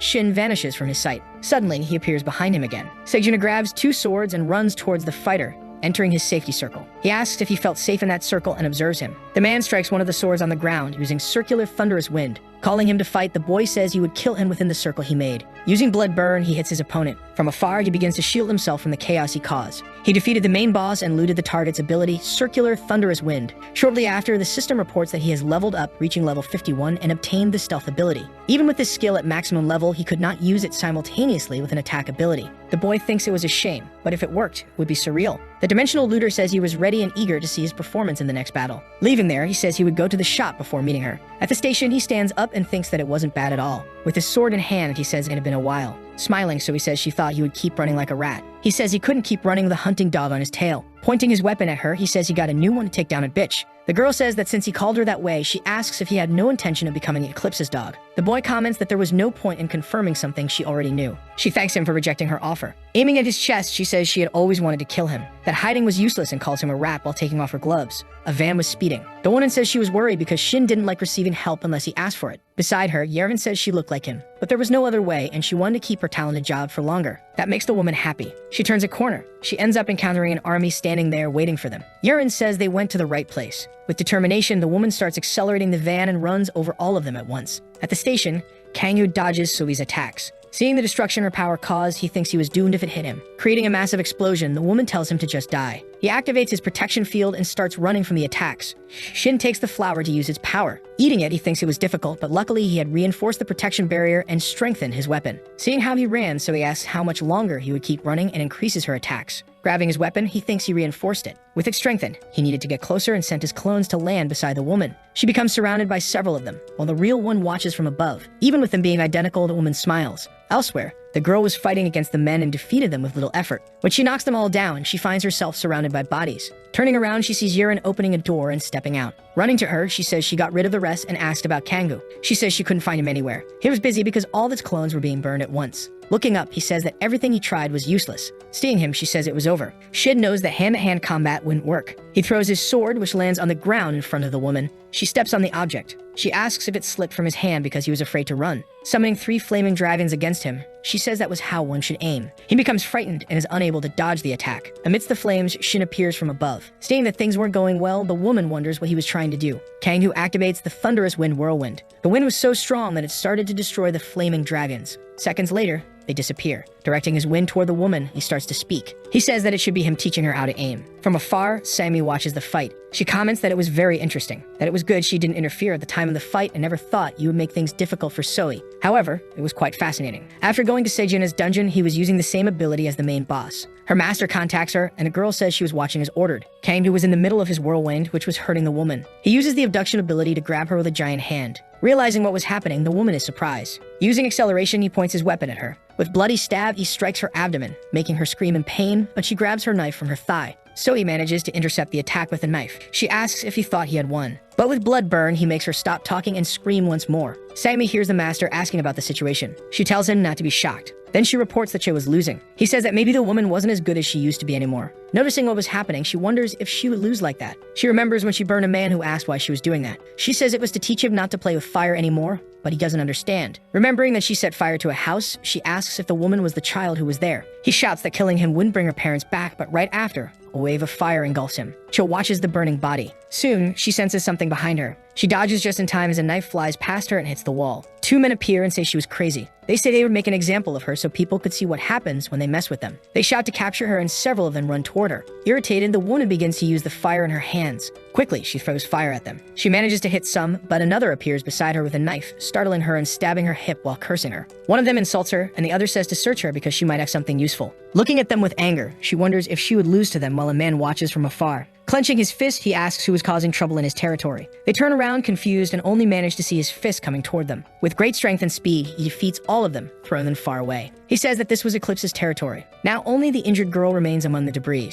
Looking at the bodies, he asks if she did that, and she says yes. With his hand in his pocket, he says it was worth taking her in. Then he tells her follow him. The master gave her a place where she fit in. In return, she dealt with people for him. But one day, he told her that caution was not one of her strong skills. He says it would be good to compete with the boy and bring him to work for him. She wonders if she would lose everything she had for someone like him who appeared out of nowhere, making flames rise around her. She screams not to underestimate her. Shin is surprised to see her power. Smiling, the woman asks why he was so surprised. With her hands engulfed in flames, she tells the boy to come closer and tries to touch him. The only thing protecting him is the personal defense that creates a barrier. She becomes irritated because of his defensibility. In an attack stance, she asks how many abilities he had. Cracking his fingers, he says it was a trade secret. However, nothing happens to the girl's body. Seeing that, the boy is confused. Smiling, the woman says her prediction was right and that this was an ability that explodes wounds. She says it was a pity because she had cauterized all the wounds. Creating a fire whirlwind, she says that trick wouldn't work anymore. A rain of fire begins to fall, making him desperate. Above him, a massive fireball starts to descend. Using quick evasion, he swiftly dodges the falling fireballs. Fire was her specialty. She was probably planning to control the fire on the ground like landmines.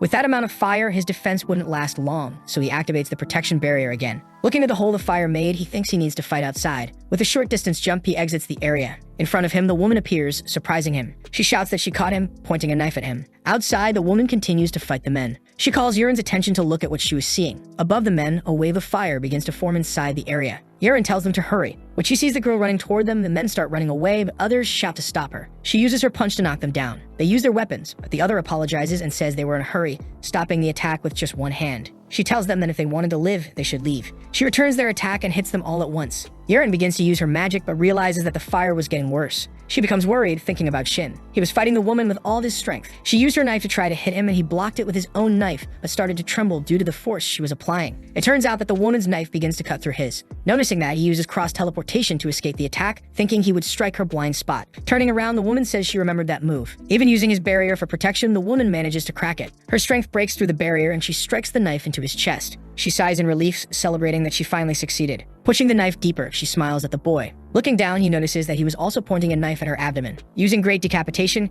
Kangoo manages to remove the knife from his chest and cuts her arm. Throwing the knife to the ground, she grabs her arm, screaming from the wound. Sammy feels sad and wonders if it was over. When she looks to the side, she notices someone running toward the two. The boy steps back. He thinks that the girl made quick decisions, that she sacrificed her arm in exchange for her life, while cauterizing her lost arm, so he screams that she would kill him and sends whirlwinds back at him. Using the protection barrier, he says he was getting tired and that the effects of mad salasium would wear off soon. Throwing fireballs, the woman says she would break that barrier as many times as needed. He tries to protect himself, but someone protects him first. He realizes it was wind magic. Kang holds the girl in his arms while Zoe asks how many times she would be interrupted by them. She finishes her sentence by stating that she did not invite Yurin. Yurin jumps from where she was and stops in the space between the duo and the woman. While responding, she says that Zoe doesn't understand the situation ahead. The enemy begins to condense her fire magic while laughing. She unleashes her magic and tells the group that she can do this as many times as they want while advancing. Yurin uses a magical barrier to block the attack. After the block, she realizes that her opponent has disappeared. The girl raises her arms and asks where she went. Gasping, Kangoo reveals that they don't need to stay on alert.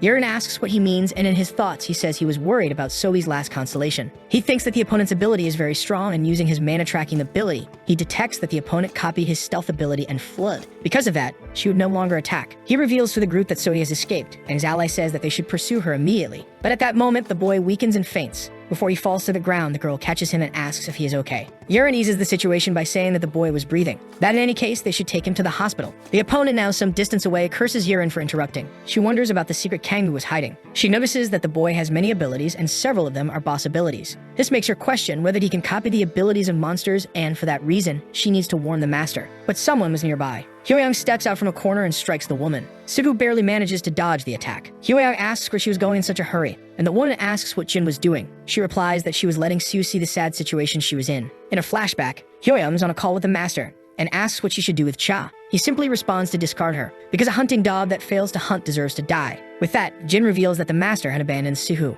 This leaves her very surprised, but her opponent promptly advances for another attack. Later, Kangoo wakes up and adjusts himself in bed, realizing he is in a hospital. Beside him, the girl had stayed until she fell asleep, calling his name while dreaming. He gets up, gets dressed, and leaves the room, taking out his phone to play classical music. While enjoying it, he receives a notification on his phone. The message was from Jung Yuri, leaving him surprised. In the chat, the woman poses beside a flower while typing Tada, and the boy wonders if finding the flower was just a coincidence. Another message is sent by her, saying that she now has a grandmother. But he puts his phone away without paying attention, wondering what she was talking about. Turning to leave where he was, the boy is caught off guard and becomes nervous. Yurin, while staring at him, says she was right and knew he would do this. She then asks the boy why you won't rest before leaving since his body hasn't recovered yet. Kangoo changes the subject and asks if the blue-eyed woman was okay, leaving Lee surprised. The boy reveals that she may have become a target of Eclipse because of everything that happened, but she responds that he doesn't need to worry, because the team might be big, but the blue-eyed woman wouldn't give in so easily. Shin says he is happy to hear that. Then he thanks her for the help and asks her to tell Soyeon that he was grateful. Aaron comments that Soyeon would want to hear it personally.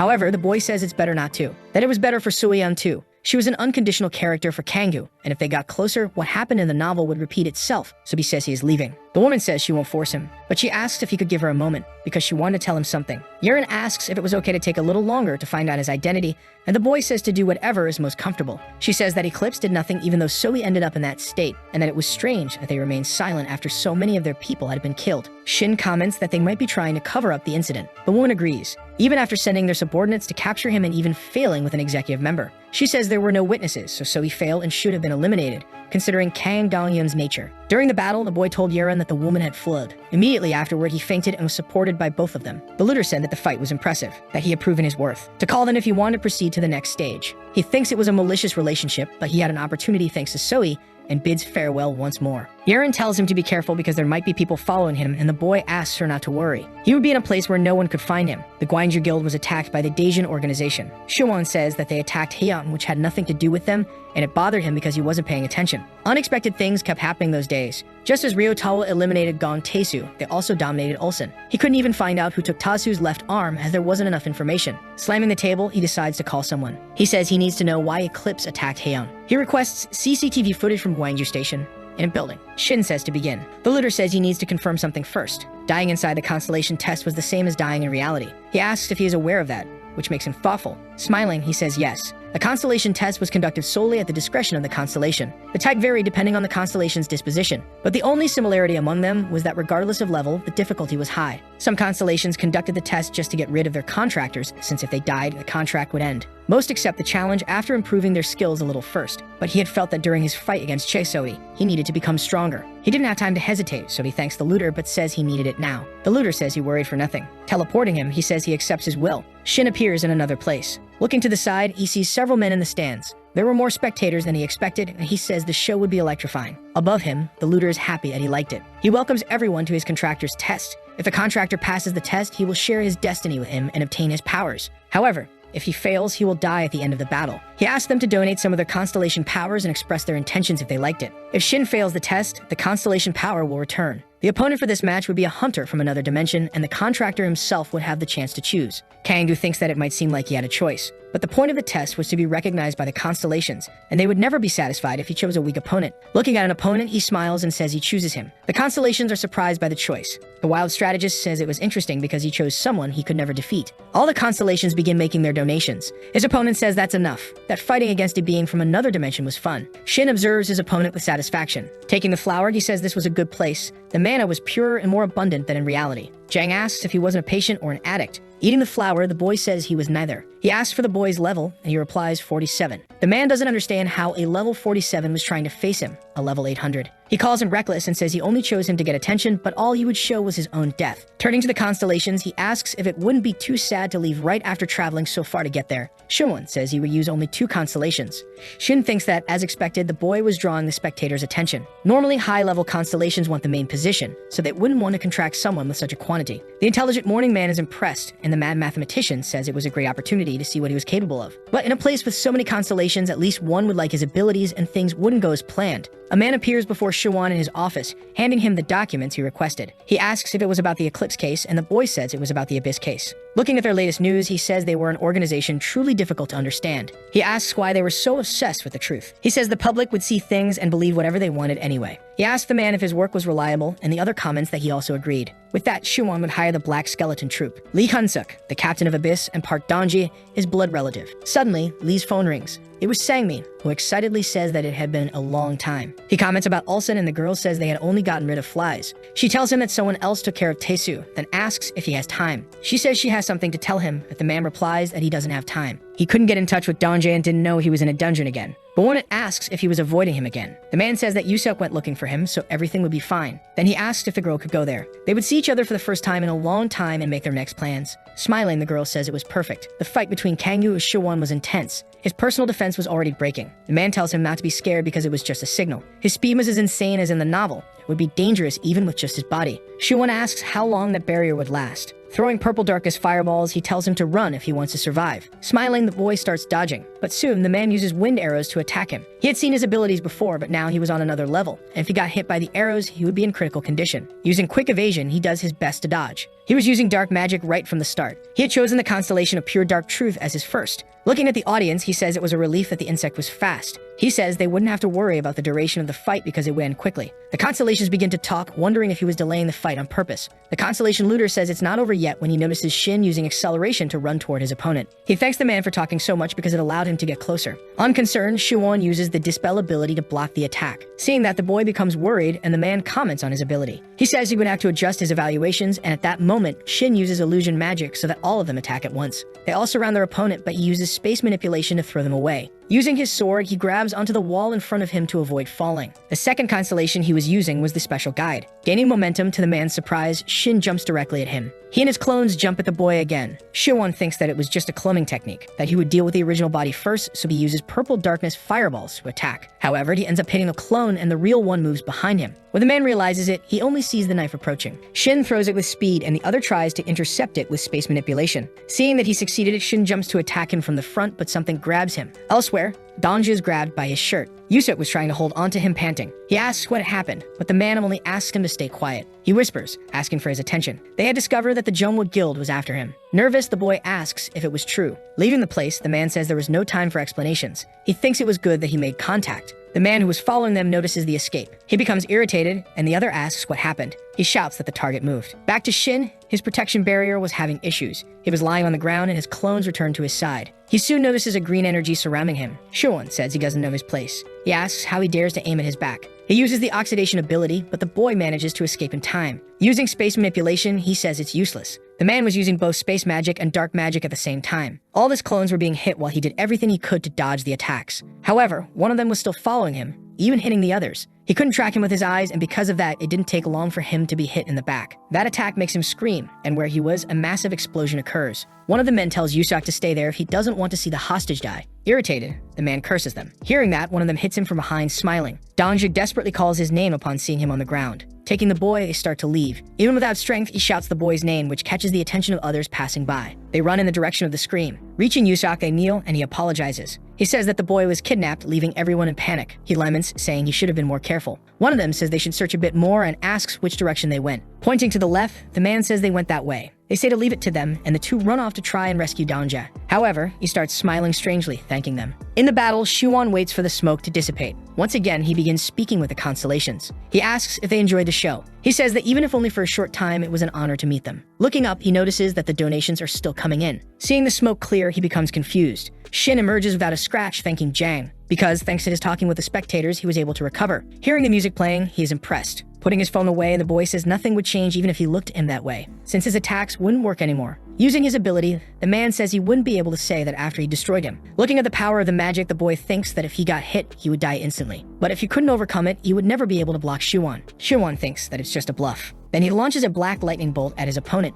who doesn't move. When the bolt gets close to him, the boy uses quick evasion to dodge. Noticing this, the man becomes alert. He wonders how that was possible while Shin smiles at him. Hyunsuk starts shouting, asking if it was true that Donji had been kidnapped. Yusuk bows, apologizing and saying it was his fault. The man says there's no reason it wasn't his fault. Sitting down, he asks the other to do the same and tell him everything about who they were. He says they were elite hunters. There was a high chance that their goal was money, and they could contact them using Donja's phone. Hyunsuk wonders if it was just a simple kidnapping or some scheme by the Jungwood Guild. He says the guild had been watching him more and more lately. If his information had been leaked, it wasn't strange that they targeted the boy. Since he wasn't sure, he asked the man to list everyone who knew that the boy was his nephew and tells him to be careful. Standing up, Yusuk says he would start immediately, and the other thanks him. He says that Sammy was arriving and to let her help him. The man thinks about the girl and that it would be great if he could kill her too. Shuwon says he doesn't care how he dodged, because he would die anyway, and he starts attacking. Kang-hoo couldn't dodge them using his eyes. The only thing he could do was sense the mana he was using. Since the mana there was much more abundant and pure, it was possible to do that. So he begins dodging the magic projectiles quickly. He was finally seeing the benefits of his mana hypersensitivity. The constellations start praising him, saying they should keep an eye on him and wondering how the match would end. Seeing that the constellations were paying attention to him, Shuwon becomes irritated.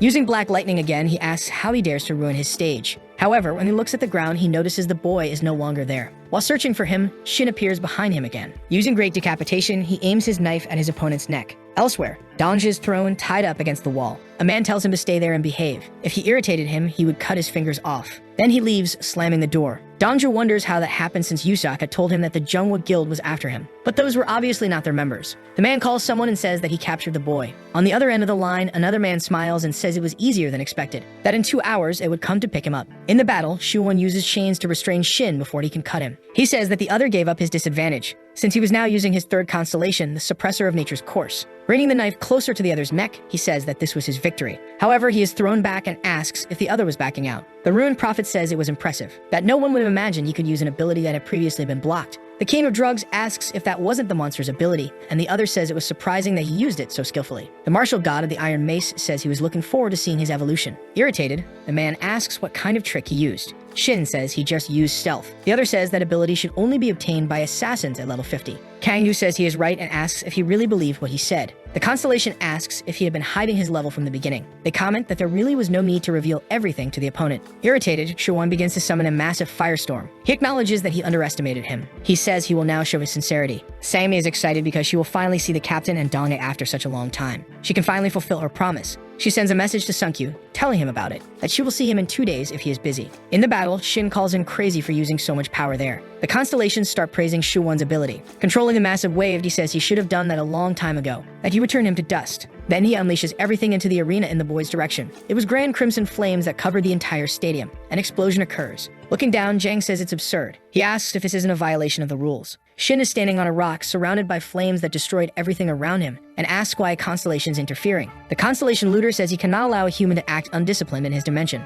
that his contractor has already passed the test. He tells Shumon that his role is over. Opening a portal, he orders the man to return. Shumon explodes in rage, telling him not to make him laugh. But soon he is pulled into the portal, leaving them alone. The looter erases memories and sent him back to his original dimension to avoid a headache. Shin says that was close but had considered the possibility of it happening. It was obvious if one stopped to observe. Throughout the constellation test, even when he was at a disadvantage, he continued receiving donations, which meant he had passed. Lowering his head, he asks if he can receive his reward. The constellation agrees. He tells the others that he understands their intentions. The test results were clear. They looked at the amount of power the constellations had gathered. One of them says it was an interesting fight, and another comments that the boy suited him, which irritates the looter. The darkness of the apocalypse says he is also interested and will continue watching. He tells the boy to remember him, which makes Shin happy since he was getting noticed. The constellation looter says they are too interested in his contractor, but he will allow it just for today. He begins converting the constellation power into EXP. He congratulates him for passing the test and tells him he will gain a new power. Then he is sent back, because the sweet taste of evolution is waiting for him. He arrives at his apartment. Since he leveled up quickly, he reached level 101. Seeing the message, he is very happy because he achieved his goal.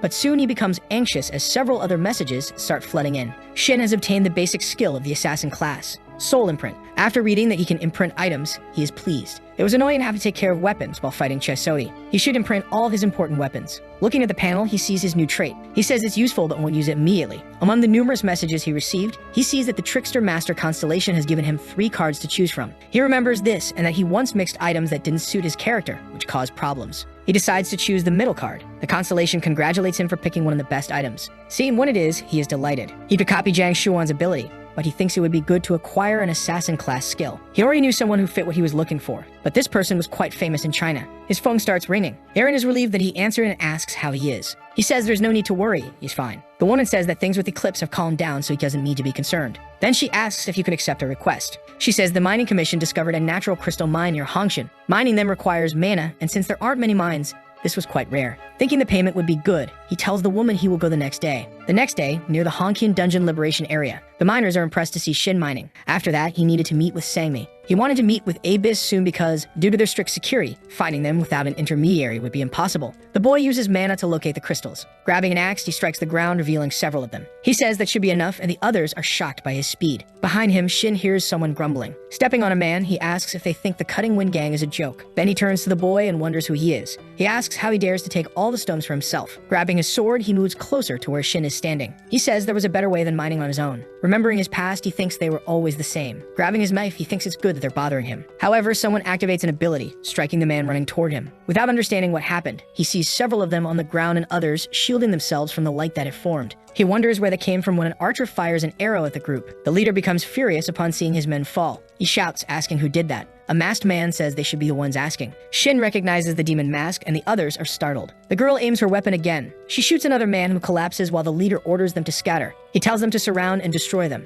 They rush toward the girl, but soon one of them is struck before he can reach her. Kangoo runs toward her with his weapon in hand. Using short-distance jump, he takes down more of them. Seeing this, the masked man begins to observe him. The leader appears, cursing him. He says he will kill him and charges at the boy. The girl shouts for him to be careful. Using his ability to retrieve his item, he grabs his knife again and prepares himself. As the man passes by, the boy strikes him in the stomach. Noticing the other trembling, he says it's convenient. Thus, all of them fall to the ground. The girl is impressed that he did all that in such a short time. Soon, the man appears and tells Shin that he is as impressive as he had heard, that he never thought he would find him in a place like that. Steyak approaches and, while removing his mask, says he didn't expect to find him there. Then he calls the boy by his name. A team member interrupts the interaction and thanks him for saving them. The leader tells everyone they can relax. John's objective was to free exploited hunters, and he would kill anyone for that cause. That's why he received the title Judge of Silence. But to gain recognition from Eclipse, it was written that he would die at the hands of Kang Dongyan. Kangyu asks how he knows his name, and Siyuk realizes he hasn't explained. He then reveals that he sent a spy from Eclipse to gather his information, leaving the boy surprised. Siyuk continues, saying he was also surprised that he punished Sophie with his own hands.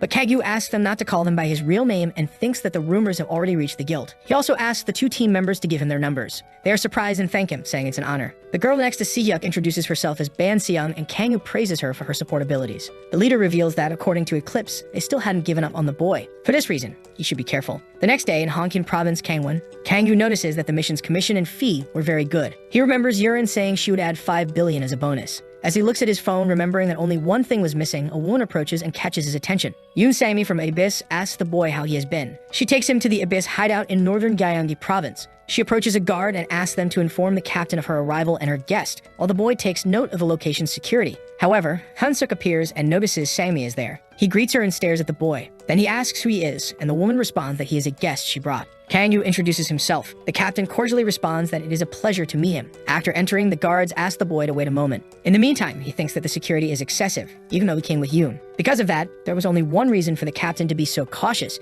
and he thinks he arrived at the right time. With this, he would be able to earn Hansuk's trust and save Abyss. In the meeting room, Sangmi, shocked, stands up and asks if Dongju was kidnapped. The captain apologizes for treating Kangyu this way, but it was an emergency, and she understands. She asks if the mission could be given to the boy and says she is sure of his talent, but Hansuk asks if that is the right thing to do. She responds that there is an intermediary handling everything and asks if the captain would like to speak with him. After a while, Kangyu is invited into the room, and the captain states that the boy wanted to meet him. Without further delay, the boy tells the captain that he would like to receive support from Abyss. That puts the captain on alert, thinking that he didn't want to join but only wanted support. He decides to reveal to the young man that the Abyss is not well regarded by the public, has already been in conflicts, and would not be the best place for him. Kangyu states that the Abyss is being controlled by Junghwa, but since the captain is enduring it, he must be very strong. For this reason, Shin went there because it is a strong place that others avoid, so he could have better training. Kangyu thinks that this could be a plausible reason and that the captain would not find it suspicious. The Abyss has a considerable number of dungeons and wealth. The leader, Lee Hansuk, was a strong and high-level man. For these reasons, it would be natural to suspect him, but it is more advantageous for safety to maintain a proper distance. With this is the best scenario to create a commercial relationship based on trust. Kangyu says he does not intend to be an opportunist, and depending on the support, he would help accordingly. The captain says that the young man is someone who does not let himself be swayed by others and praises his honesty. However, the Abyss is an organization with a shared objective, and as a captain, it was difficult to trust Kangyu. In a hideout, a guard pushes the hostage and asks why he is being taken to the inner room. The second guard reveals that the hostage's uncle was someone important, and that this would raise the stakes for later. The first guard finds it suspicious and asks how they would pay, given that the value was already high. But the second guard reveals that the Junghwa Guild is the one who will pay the commission. This excites both of them, and they say the threats will work very well. Reaching the end of the corridor, the guard opens a heavy door. Upon fully opening it, he kicks the hostage inside, calling him an idiot. Something approaches, and this scares the two guards. It informs that if the hostage wants to live, he must not leave the room. While closing the door, he informs that a monster will stand guard. After some time, a giant and strong man stands in front of the door. Dongju wonders who leaked the information and regrets trying to stay away from his uncle. It was obvious that the Junghwa Guild had kidnapped him because they intended to blackmail his uncle, which would put the Abyss in danger.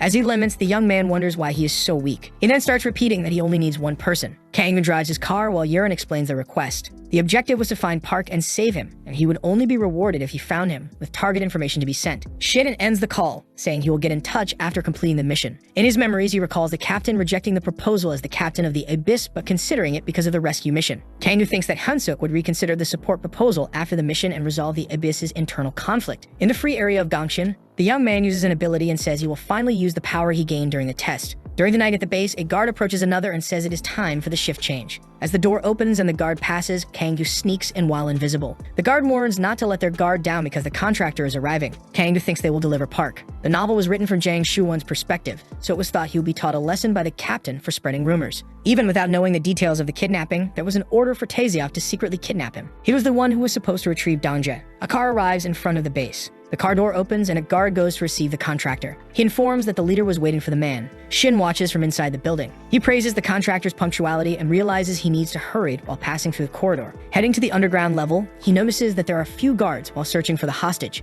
While investigating, he thinks he should search the lower floor, but the monster is just in the next corridor. Kang-gu then gets scared by the monstrosity. In another room, the leader of the Black Skeleton Troop says he is surprised by the contractor's visit, and he extends his hand to greet him. He introduces himself as Shin Juno, and the leader comments that there were many expenses in the mission. Juno comments that he gave the group an assistant, so it should have been easy to kidnap him. But the leader responds that big plans cost a lot of money, and given Shin's position in the guild, he should be aware of that. The contractor asks how much he wants, and the leader, please, responds that he knew he would understand. Asks if it's possible to double the initial payment, but Juno thinks the man is overstepping his limits. However, if the plan succeeds, most of the Abyss's funds will go to Jungwa. Firmly, he responds that he will agree but must confirm if the hostage is the right person. The leader promptly says there is no need to worry about that they can personally go and check. Juno comments that the leader seems very confident about the security level. He responds that the commission involves a lot of money, and regardless of who tries to invade, the hostage will be completely protected.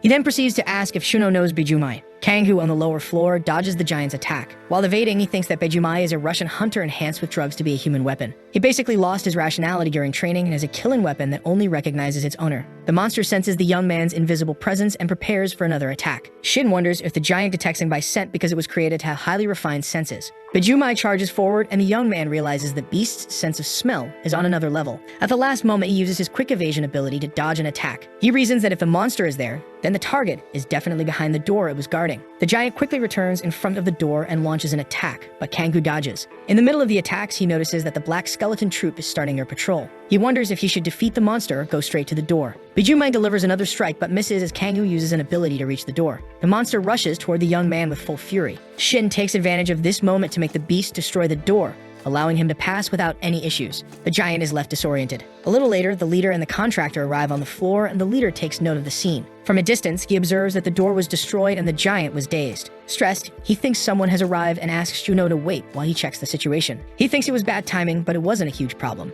Kang-gu, upon entering the room, notices that there were two more giants inside guarding a hostage. Dongjae wonders who the man who just entered the room is. He starts walking toward him and takes out his phone. In a flashback, Yeren says she will send information about Park and that he is using a special item. Showing a barcode, it will confirm his identity, and in the room, he points his phone at the hostage. Using his ability, Dongjae confirms that Kang-gu was sent by his uncle. But at that moment, the first giant charges to attack. The man manages to dodge the attack, but the two giants go after him. Shin understands that he doesn't have enough mana and needs to use his abilities efficiently. The giant raises his axe and delivers another attack, which the man dodges with a quick evasion ability. He thinks that having two of them is really annoying. Park starts reasoning and realizes that the man is only dodging and trying to reach him. Kang-gu activates another ability, and the hostage uses an enhancement ability on him. With his enhanced ability, he manages to reach Park while dodging the attacks. Getting close, he praises the hostage. While activating another ability, Kang-gu says he has finished all the preparations. The enraged giants charge to attack, but the man grabs Park and wishes him good luck. Before the giants can hit them, he uses a teleportation ability to escape the location. The leader enters the room, panting and startled, asking what happened. With the giants enraged and the entire scene destroyed, he shouts, asking where the hostage went. Shin and the hostage are now far from the location, and relieved, he confirms that his ability worked.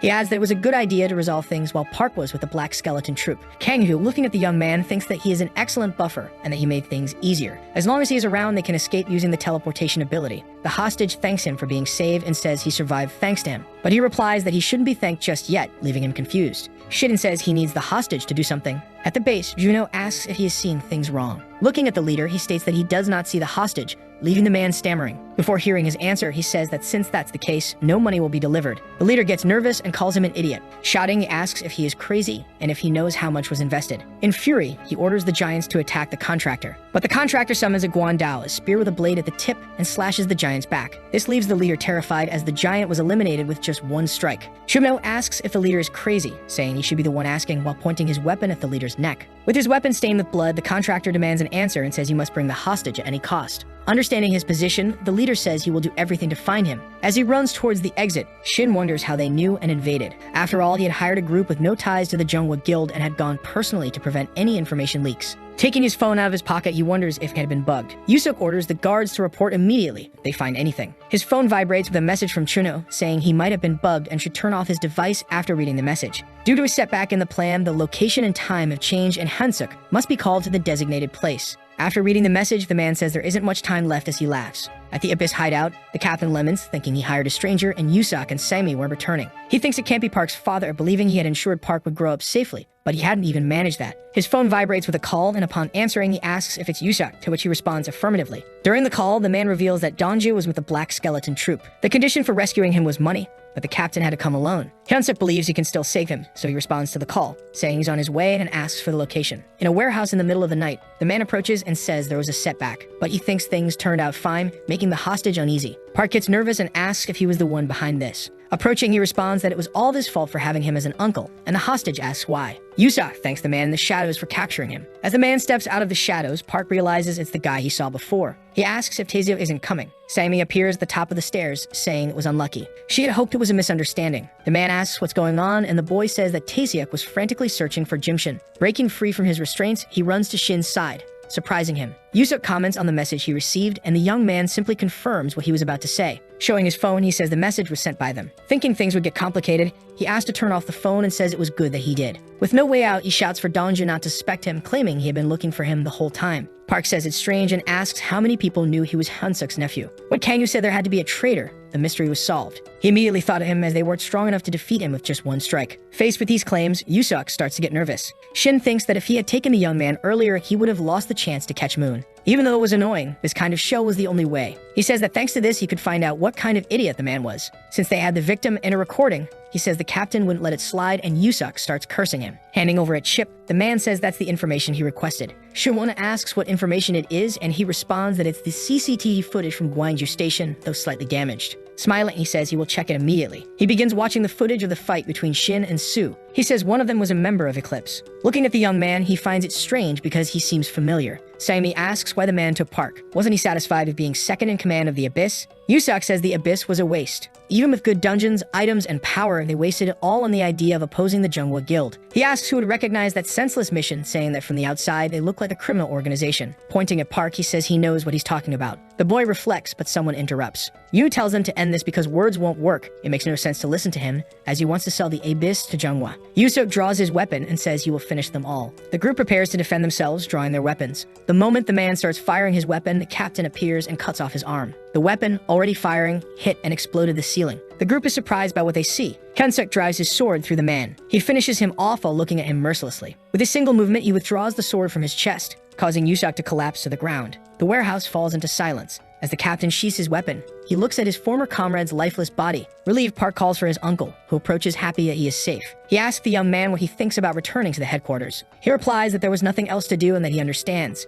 Kangyu thinks things have become simpler, while Sagni praises the captain for his performance. Hyunsuk asks Shin if it's okay for him to come along. He wants to properly thank him for saving Dongjae. The young man sees this as an opportunity to talk to the captain and accepts the request. Please, he says he will get the car. Sagmi goes with the captain, saying she'll check the area and that they should rest. After everyone leaves, Park sighs. He asks Hyunsuk if he's a bad person, and the latter asks what he is talking about. Donju says he thinks about what the young man said as if his uncle wasn't doing a good job, but he couldn't live like him and didn't like being negatively affected by it like Yusuk. Shin replies that he feels the same, leaving the young man surprised. He adds that he doesn't plan to sacrifice his own safety to save the world, that it's fair for Park to live as he wants, but from what he sees, there was no need to reject what his family could offer him. In an office, Shiwon on the phone and asks if Donji has disappeared and if Yusa cannot be contacted. Juno, on the other end of the call, replies that he has nothing to say about it. Chang continues, saying they made a mistake, choosing someone of a low level, and that he won't use them again. They should think about getting rid of the trash and killing everyone, but Shin responds that they already did after eliminating the entire Black Skeleton troop. The leader, crawling among the bodies of his fallen comrades, begs them not to come any closer. Shumeo kicks him in the back and prepares his weapon. Ruthlessly, he drives the Guandao through the leader's chest, killing him with a single blow. Shin orders them to incinerate all the bodies, that they should make a proper statement for the press. In the office, Shuwon says he wants to destroy Jimshin entirely, but will have other opportunities to attack the Abyss. He will focus on that and thinks he will find answers in an unexpected place while looking at the images on his computer. With great interest, he wonders if the person responsible for sending it was Chesodi and that he should look into it first. At the Abyss hideout in northern Bayamidu, lying on the bed, Donji says he can finally rest. Sammy says he was a good actor and asks when he planned all of that. The young man says it was all thanks to Sunkyu. Since he knew Yusuk's number, he told them to send a message with a traceable number. Now that he has returned safely, he wants to talk to his uncle for the first time, and the girl says that's a good idea. She comments that he should also get some sleep. Saying goodbye, she wishes him a good rest. Kangyu and Hyunsuk sit face to face. He bows, thanking him for saving his nephew. Shin says he only accepted the request like anyone else would. Lee says he trusted him because he had been his subordinate for a long time and that if it weren't for him, it would have been a disaster. He says it was shameful and asks if he could change his previous offer, to which the young man agrees. But he comments that he would like to confirm something. He asks if Shin really went to the abyss solely out of self-interest. Surprised by the question, the young man doesn't understand. Hyunsuk says he sensed an inconsistency when Shin helped them because it felt like he was doing it for them. Kangyu says he wanted the abyss to remain intact. That, as an opponent of the Jungwa Guild, that was all it was. He says he wouldn't want to compromise his safety and thought it was best to maintain an appropriate distance. The man says that makes sense. Smiling, he comments that the answer was fitting and that Shin could count on them if he ever needed it. He hands him a token, saying he can use it whenever he wants to meet him. Shin takes it and thanks him. Hyunsuk says it's good that he's aware of the Jungwa Guild. Currently, Shuwan and Gwangyam seem to have formed a secret network. Even though he doesn't know their objective, their actions are suspicious, and he asks Shin to keep his distance. Shin says he is talented because he noticed the existence of the 13 stars. The man tells him to sleep there since it's late, and the young man says he will. Now he has eliminated the greatest threat looming over the abyss. He will slowly put pressure on Shuwan. Donji gets irritated with his uncle, saying that he himself had said that just keeping in touch was enough. He asks his nephew to stay in Gyeong-gi-gyu, and the other replies that a buffer should have many connections. Seeing the argument, Sangmi says she thought things between them would change, but people don't change easily. In the novel, Park was interested in Kang's abilities, but because of the guild, they never ended up working together. The young man turns to Shin and apologizes for his behavior. Shin asks him to speak more casually since they will be seeing each other more often. Park was a rare buffer and had many uses beyond that.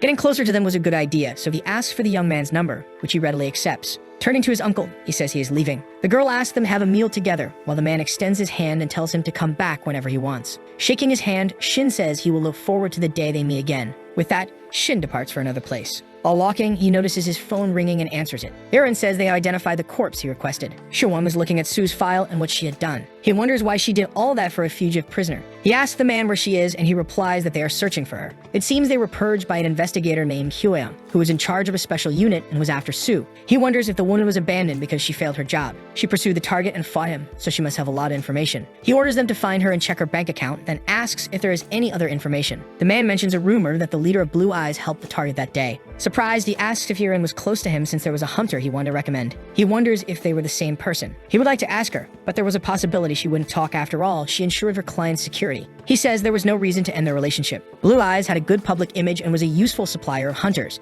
At the VIP market, the secretary tells Shin that President Kang will see him shortly after finalizing a deal. The young man couldn't believe that the bodyguard was Kang Bakwa. She was the owner of the VIP market and a business tycoon surrounded by billions of dollars. In the novel, that place was created to help characters specialize, and Bakwa was an NPC always mentioned. You never imagined things were so connected behind the scenes. A woman appears and says she didn't expect to meet him. Yuri asks what he was doing in Busan. Now that his weapon was broken, he needed a new one. Once things were settled, he would visit the market again. She and he were sitting and talking. The girl asks why he didn't reply to her message, since she had been waiting. Shin is shocked that the woman was expecting a response. Yuri says it's a relief to see him again and that she brought him something. It was a mad salacium. Taking out another plant, she says she will give him that too, and that her grandfather cultivated it. Only one person cultivated salacium domestically, the person from whom his master K had bought it. Shocked, he realizes the girl is his granddaughter, and she says she wanted to express her gratitude in some way. The fact that she could leave ground zero and become a family with her grandfather was all thanks to him. He says he didn't do anything special, and the girl says that thanks to him, she believed in people again. If she had never met him, she wouldn't have been able to trust her grandfather, who was helping her, and would have run away. She says the man had a granddaughter around his age. They had the same name, so it was as if his deceased granddaughter had come back to life, making her his adoptive granddaughter. In the novel, Yuri had no one to rely on and spent the rest of her life seeking revenge against the Jungwa Guild. But the younger Jung, who became her motivation, had a family, and he thinks it was a reflection of her subconscious. Shin asks why she was at the market, and the girl replies that she went to visit her grandmother even though they were separated. The young man starts to ask, but is interrupted when she says that her grandmother was the owner of the market. A woman appears and thanks them for coming. She says it was Bakwa who contacted him. With the young man in the coffin, the woman thanks them for recovering his body. He had no family, so she would take care of his funeral. She says he was a dear employee to her. His dream was to become a hunter one day. He was contacted by the Jungwa Guild and was very happy. She was sad that he was becoming independent, but she congratulated him since he was joining the best guild in the world. The young man thinks that the guild must have gotten rid of him to cover something up. It must have been because of that the identity was also blocked. Handing over a sword, she says it belonged to him. Bakwa says it was the gift she gave him as a congratulation. Turning to the secretary, she asks her to bring an object there. Holding the shining knife, the woman asks the young man if he likes it. Smiling, he thinks it would be impossible to dislike it. Special weapon options with stats like that cost at least 50 billion. He asks if he could really keep it, and the woman says it was compensation for bringing someone dear back. That was a gift she had planned to give him when he returned, but she was sure Minjun would be happy if he used it. Bowing, Shin thanks her for the gift. Yuri tells her that she must be heartbroken. The woman says that Yuri had the same name as her deceased granddaughter. Bakwa and her husband separated because everything reminded them of her. She says she endured thanks to Minjun, but her husband must have suffered greatly. Holding the girl's arms, she tells her she can rest assured. Smiling, she asks Yuri to visit her again, and slightly embarrassed, she agrees. Now the two were walking down the market stairs. The girl says that the Jungwood Guild was responsible for this. With a threatening aura, she says she hopes they pay for all their sins one day. Even though her situation had changed, her hatred for the guild remained the same. Shin says they should go separate ways, and the girl agrees. He thinks that perhaps Master K has some information about mana hypersensitivity, so he asks if he could go with her, leaving her surprised. Smiling with excitement, she asks if it was true. In a warehouse at night, Sue wonders how much longer she will suffer from this wound. Bandaging her arm, she says it was all Jin's fault for continuing to pursue her. When Jin said that her master had abandoned her, she thought it was nonsense. But the fact that she still hadn't been able to contact him was suspicious. She thinks it was impossible because she had done her best for him. At that moment, something catches her attention. Sue grabs her knife and shouts for the person to leave, throwing it in their direction. She asks how long they will keep chasing her. Jin says she is reckless, that she was going to kill her slowly because she thought about being nice. But since she didn't want that, there was nothing she could do, so she lunges at her with her claws. Shin and Yuri arrive at her grandfather's house. He says it's fascinating to have a place like this in Ground Zero, and the young man comments that this is where he cultivates Silesium. He knows that Master K, Bakwa, and Yuri are things from his subconscious, but he is curious about how everything will unfold. Behind them, a man says he has heard a lot about Shin through his granddaughter. The young man becomes anxious about finally seeing the man. Master K smiles at them and invites them in. Now the two are sitting on the couch. He was able to meet someone difficult to reach thanks to the girl. He says he wanted to thank the young man for helping his wife and granddaughter. He tells him that he saw the young man Shin found and that he was involved in an accident. The young man asks if Minjun passed through there, and Kei says yes. His guild needed herbs, so they went there, but since there was some he wouldn't sell, he refused. Since he was recruited suddenly, Shin wonders if they used him and then abandoned him. He then asks if he could tell him which herbs they were looking for. Master K says he wants to know why Shin came to see him first. Shin says the man must have extensive medical knowledge. Then he extends his arm and asks if he could check his condition. The man begins to examine him. However, he notices something that leaves him surprised. In the warehouse, the women were still fighting. Sue used the power of fire to defend herself. Because of that, a large explosion occurs in the area and Jin disappears. She doubts the woman is dead, but doesn't realize she is behind her. When she turns around, she sees the claws coming toward her and only has time to dodge. The woman asks if she plans to fight until the end. Trying to hit her, she says it's disgraceful. Protecting herself with fire, she says she will fight as much as she wants, until she boils and turns to ashes. Her strength was so great that it caused another explosion right where the woman was, making both of them fly with the impact. Sue stops and watches in shock. Even burned, Jin continues to smile. Emerging from the flames, she says this will be difficult. Her injury weakened her firepower and she doesn't think she can break through Jin's defense. Jin asks how much longer she will steal another ability to escape. She tells her to do her best. Chasing after her, she says it's no fun hunting her if it's too easy. Sue is sitting, recovering. Irritated, she calls the woman crazy. Suddenly, a commotion catches her attention. Master K tells Shin that he has been suffering for a long time, and even after studying his illness, he has never seen someone like him. He sincerely says that it will not be easy to resolve. The side effects of mana hypersensitivity were a limitation designed to prevent him from surpassing a protagonist. Since it was difficult to treat, the young man asks if he could buy Silesium instead, and the man agrees. He usually only sold them in high-risk situations, and the young man thanks him. Yuri, content, begins to serve them food. She asks him to try a little, but the young man thinks it's too much. She waits expectantly as he starts eating. Shin says it tastes good, and she replies that it's a relief. Master K says he has some information that might be useful. He asks if Shin could go to the limited mana dungeon. Shin is surprised that it has appeared. The girl gets excited about going with him, but the old man says that won't be possible. That dungeon is a club operated by Eclipse, and they take a lot of mana as an entrance fee. Shin couldn't believe that such a thing actually existed and was under Eclipse's control. But he didn't want to let this opportunity slip away. Dungeons with entrance restrictions had great rewards but a limited number of raids. Standing up from the table, Master K says he will excuse himself first. He needs to check the stock of Mad Silesium. After he leaves, the young man calls Yuri's attention. He tells her there's a high possibility that the guild caused Minjun's death. Hearing that, the girl turns serious. Shin says that her grandfather knows the answer to the incident, and she looks surprised. He tells her that Minjun came there, asked for herbs, and then it was obvious how he was led to his death. If he found out which herbs they were, he could understand why they killed him,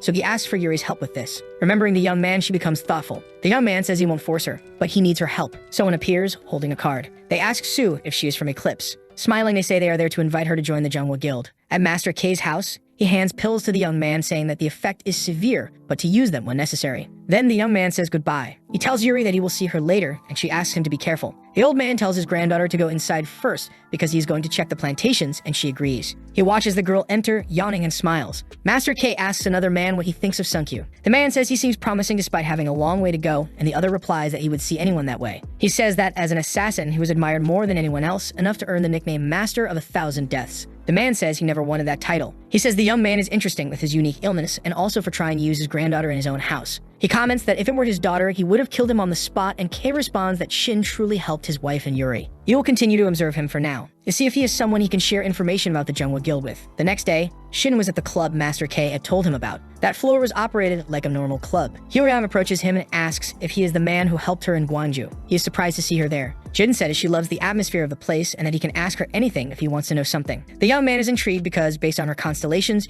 she should be at level 200. It was impossible for her to have been a victim of the Gwangju Guild. He didn't intervene much because she was suspicious, but she could be a great help. Kangyu asks if the rumor about a special dungeon there is true. The rumors weren't widely known and the girl thinks he has good information, so she confirms it's true. From what she heard, the entrance is in the underground parking lot, with guards along the way and a barrier, so outside hunters can't enter. He thinks the barrier would be annoying, and the woman says she never repaid him for helping her that day. She asks for his number again, saying the one he gave last time didn't exist. Taking out his phone, he says he will accept the reward. But he stops when their hands touch and asks for help getting to the parking lot. Smiling, she says she can help him with that. Shin doesn't know what she is planning, but since things have come this far, he will use her first. His Liberator Master constellation seems quite useful. She says she has a method to move freely in a club. Hooking her arms around his, she asks if he isn't nervous, and seeing that no one is looking at them, the young man agrees. But he notices that one of the guards is talking to someone as they pass by. He thinks something is strange, and the girl places her hand on his shoulder. Now placing her hands around the young man's neck, she says that this is the right way. Then she kisses him, leaving him stunned. Looking straight ahead, he realizes there was nothing they could do. He needed to act first.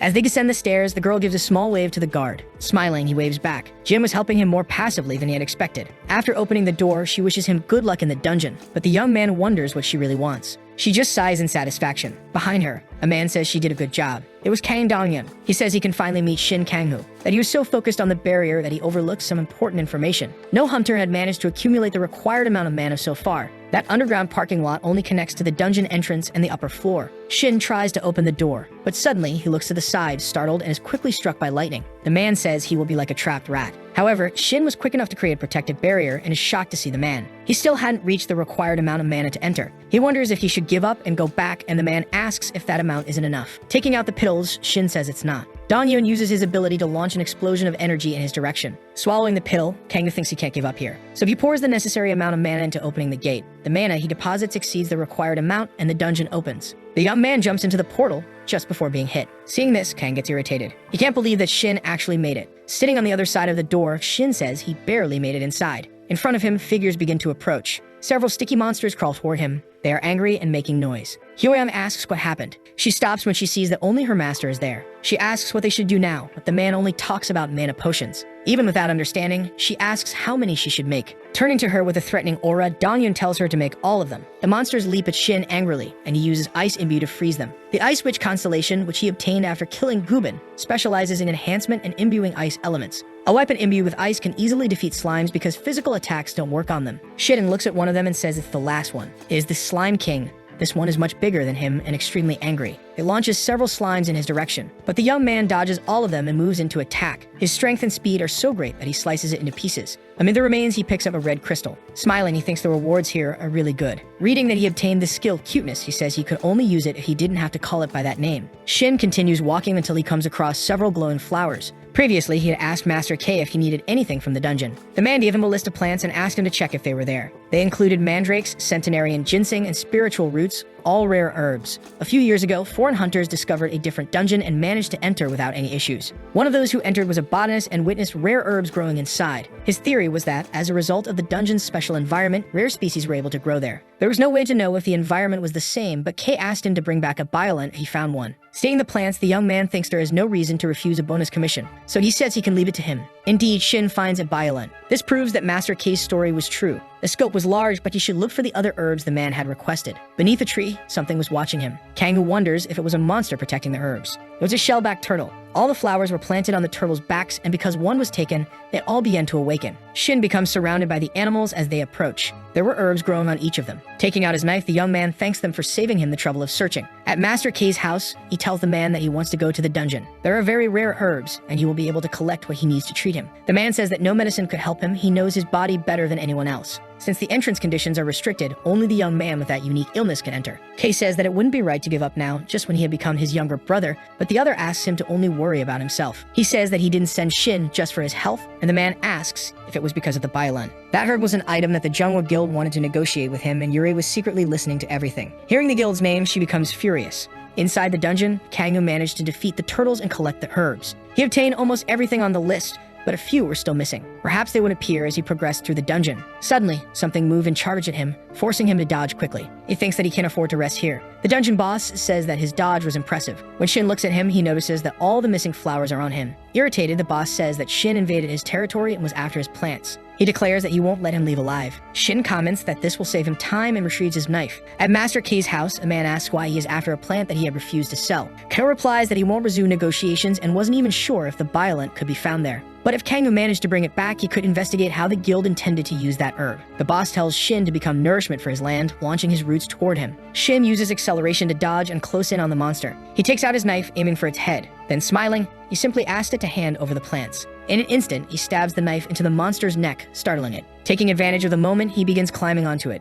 Then he grabs one of the plants and jumps away. Noticing this, the boss asks how he could be so audacious. Furious, he uses his roots to attack the young man. Shin quickly uses fast evasion to dodge just in time. The boss challenges him to try stabbing him again, saying he would never be able to break through his scales. The effects of the mad Salacium would wear off soon, and the side effects would start to appear. Using his roots to form a drill, the boss declares that he will shred him to pieces. Shin says they should finish this quickly. Master K says that if Kangoo manages to bring the herb, he will investigate how the guild intends to use it. The man replies that many others would like to destroy the guild and asks why no one knew about this. K explains that they hire people under the pretense of making deals but kill them when they are no longer needed. His granddaughter hears him say that this must be an important item. Shiwan and Guangyon were the masterminds behind the guild, and the girl knew they were connected. Suddenly, the man starts coughing violently. When he looks at his hands, he realizes they are stained with blood. Concerned, Master K asks if he is all right, and he replies that his fever has risen because of their conversation. He says that the other man came here for treatment, yet he tired him out with all this talking. Taking his medicine, he comments that even though the young man is talented, this won't be easy, and K says he's aware of that. The problem wasn't fighting the Biolant, but getting past Eclipse's security and escaping. Outside the dungeon, Dongyun tries to open the door after drinking all the mana potions,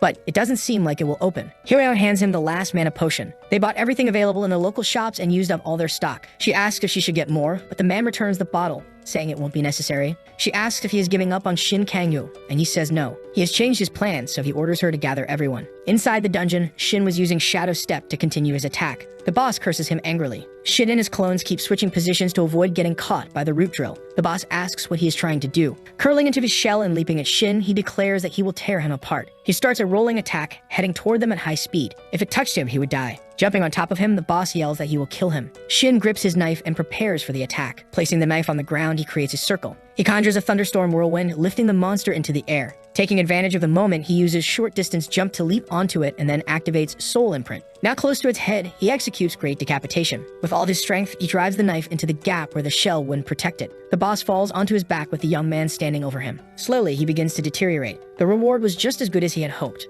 It increased his maximum stamina by 20%, allowing him to endure the side effects for a while longer. Shin obtains 2 crystals and the rare herbs. He says it was worth the risk for the unlimited mana dungeon. Around him, everything was disappearing. He wonders if it's because the dungeon boss was eliminated. He could hardly wait to see how Dongyun was waiting for him. Outside, all the guards were waiting with their weapons aimed at the door. They were the sniper team of Eclipse. Kang says that he will appear as soon as the dungeon disappears. He orders everyone to stay alert and shoot as soon as they see him. All of them agree. Hyeon thinks that her master never loses a target, no matter what he has to do. The door begins to emit a strong light. From there, the young man emerges and the captain prepares to give the order. As soon as Shin steps out, all the laser sights target his chest. Dongyun says he missed him. Taking the cigarette from his mouth, he gives the order to fire. All the bullets head toward the young man, but he activates cuteness. So the video ends here. If you don't want to miss the next part, activate the notification bell, and see you next time on Tob's channel.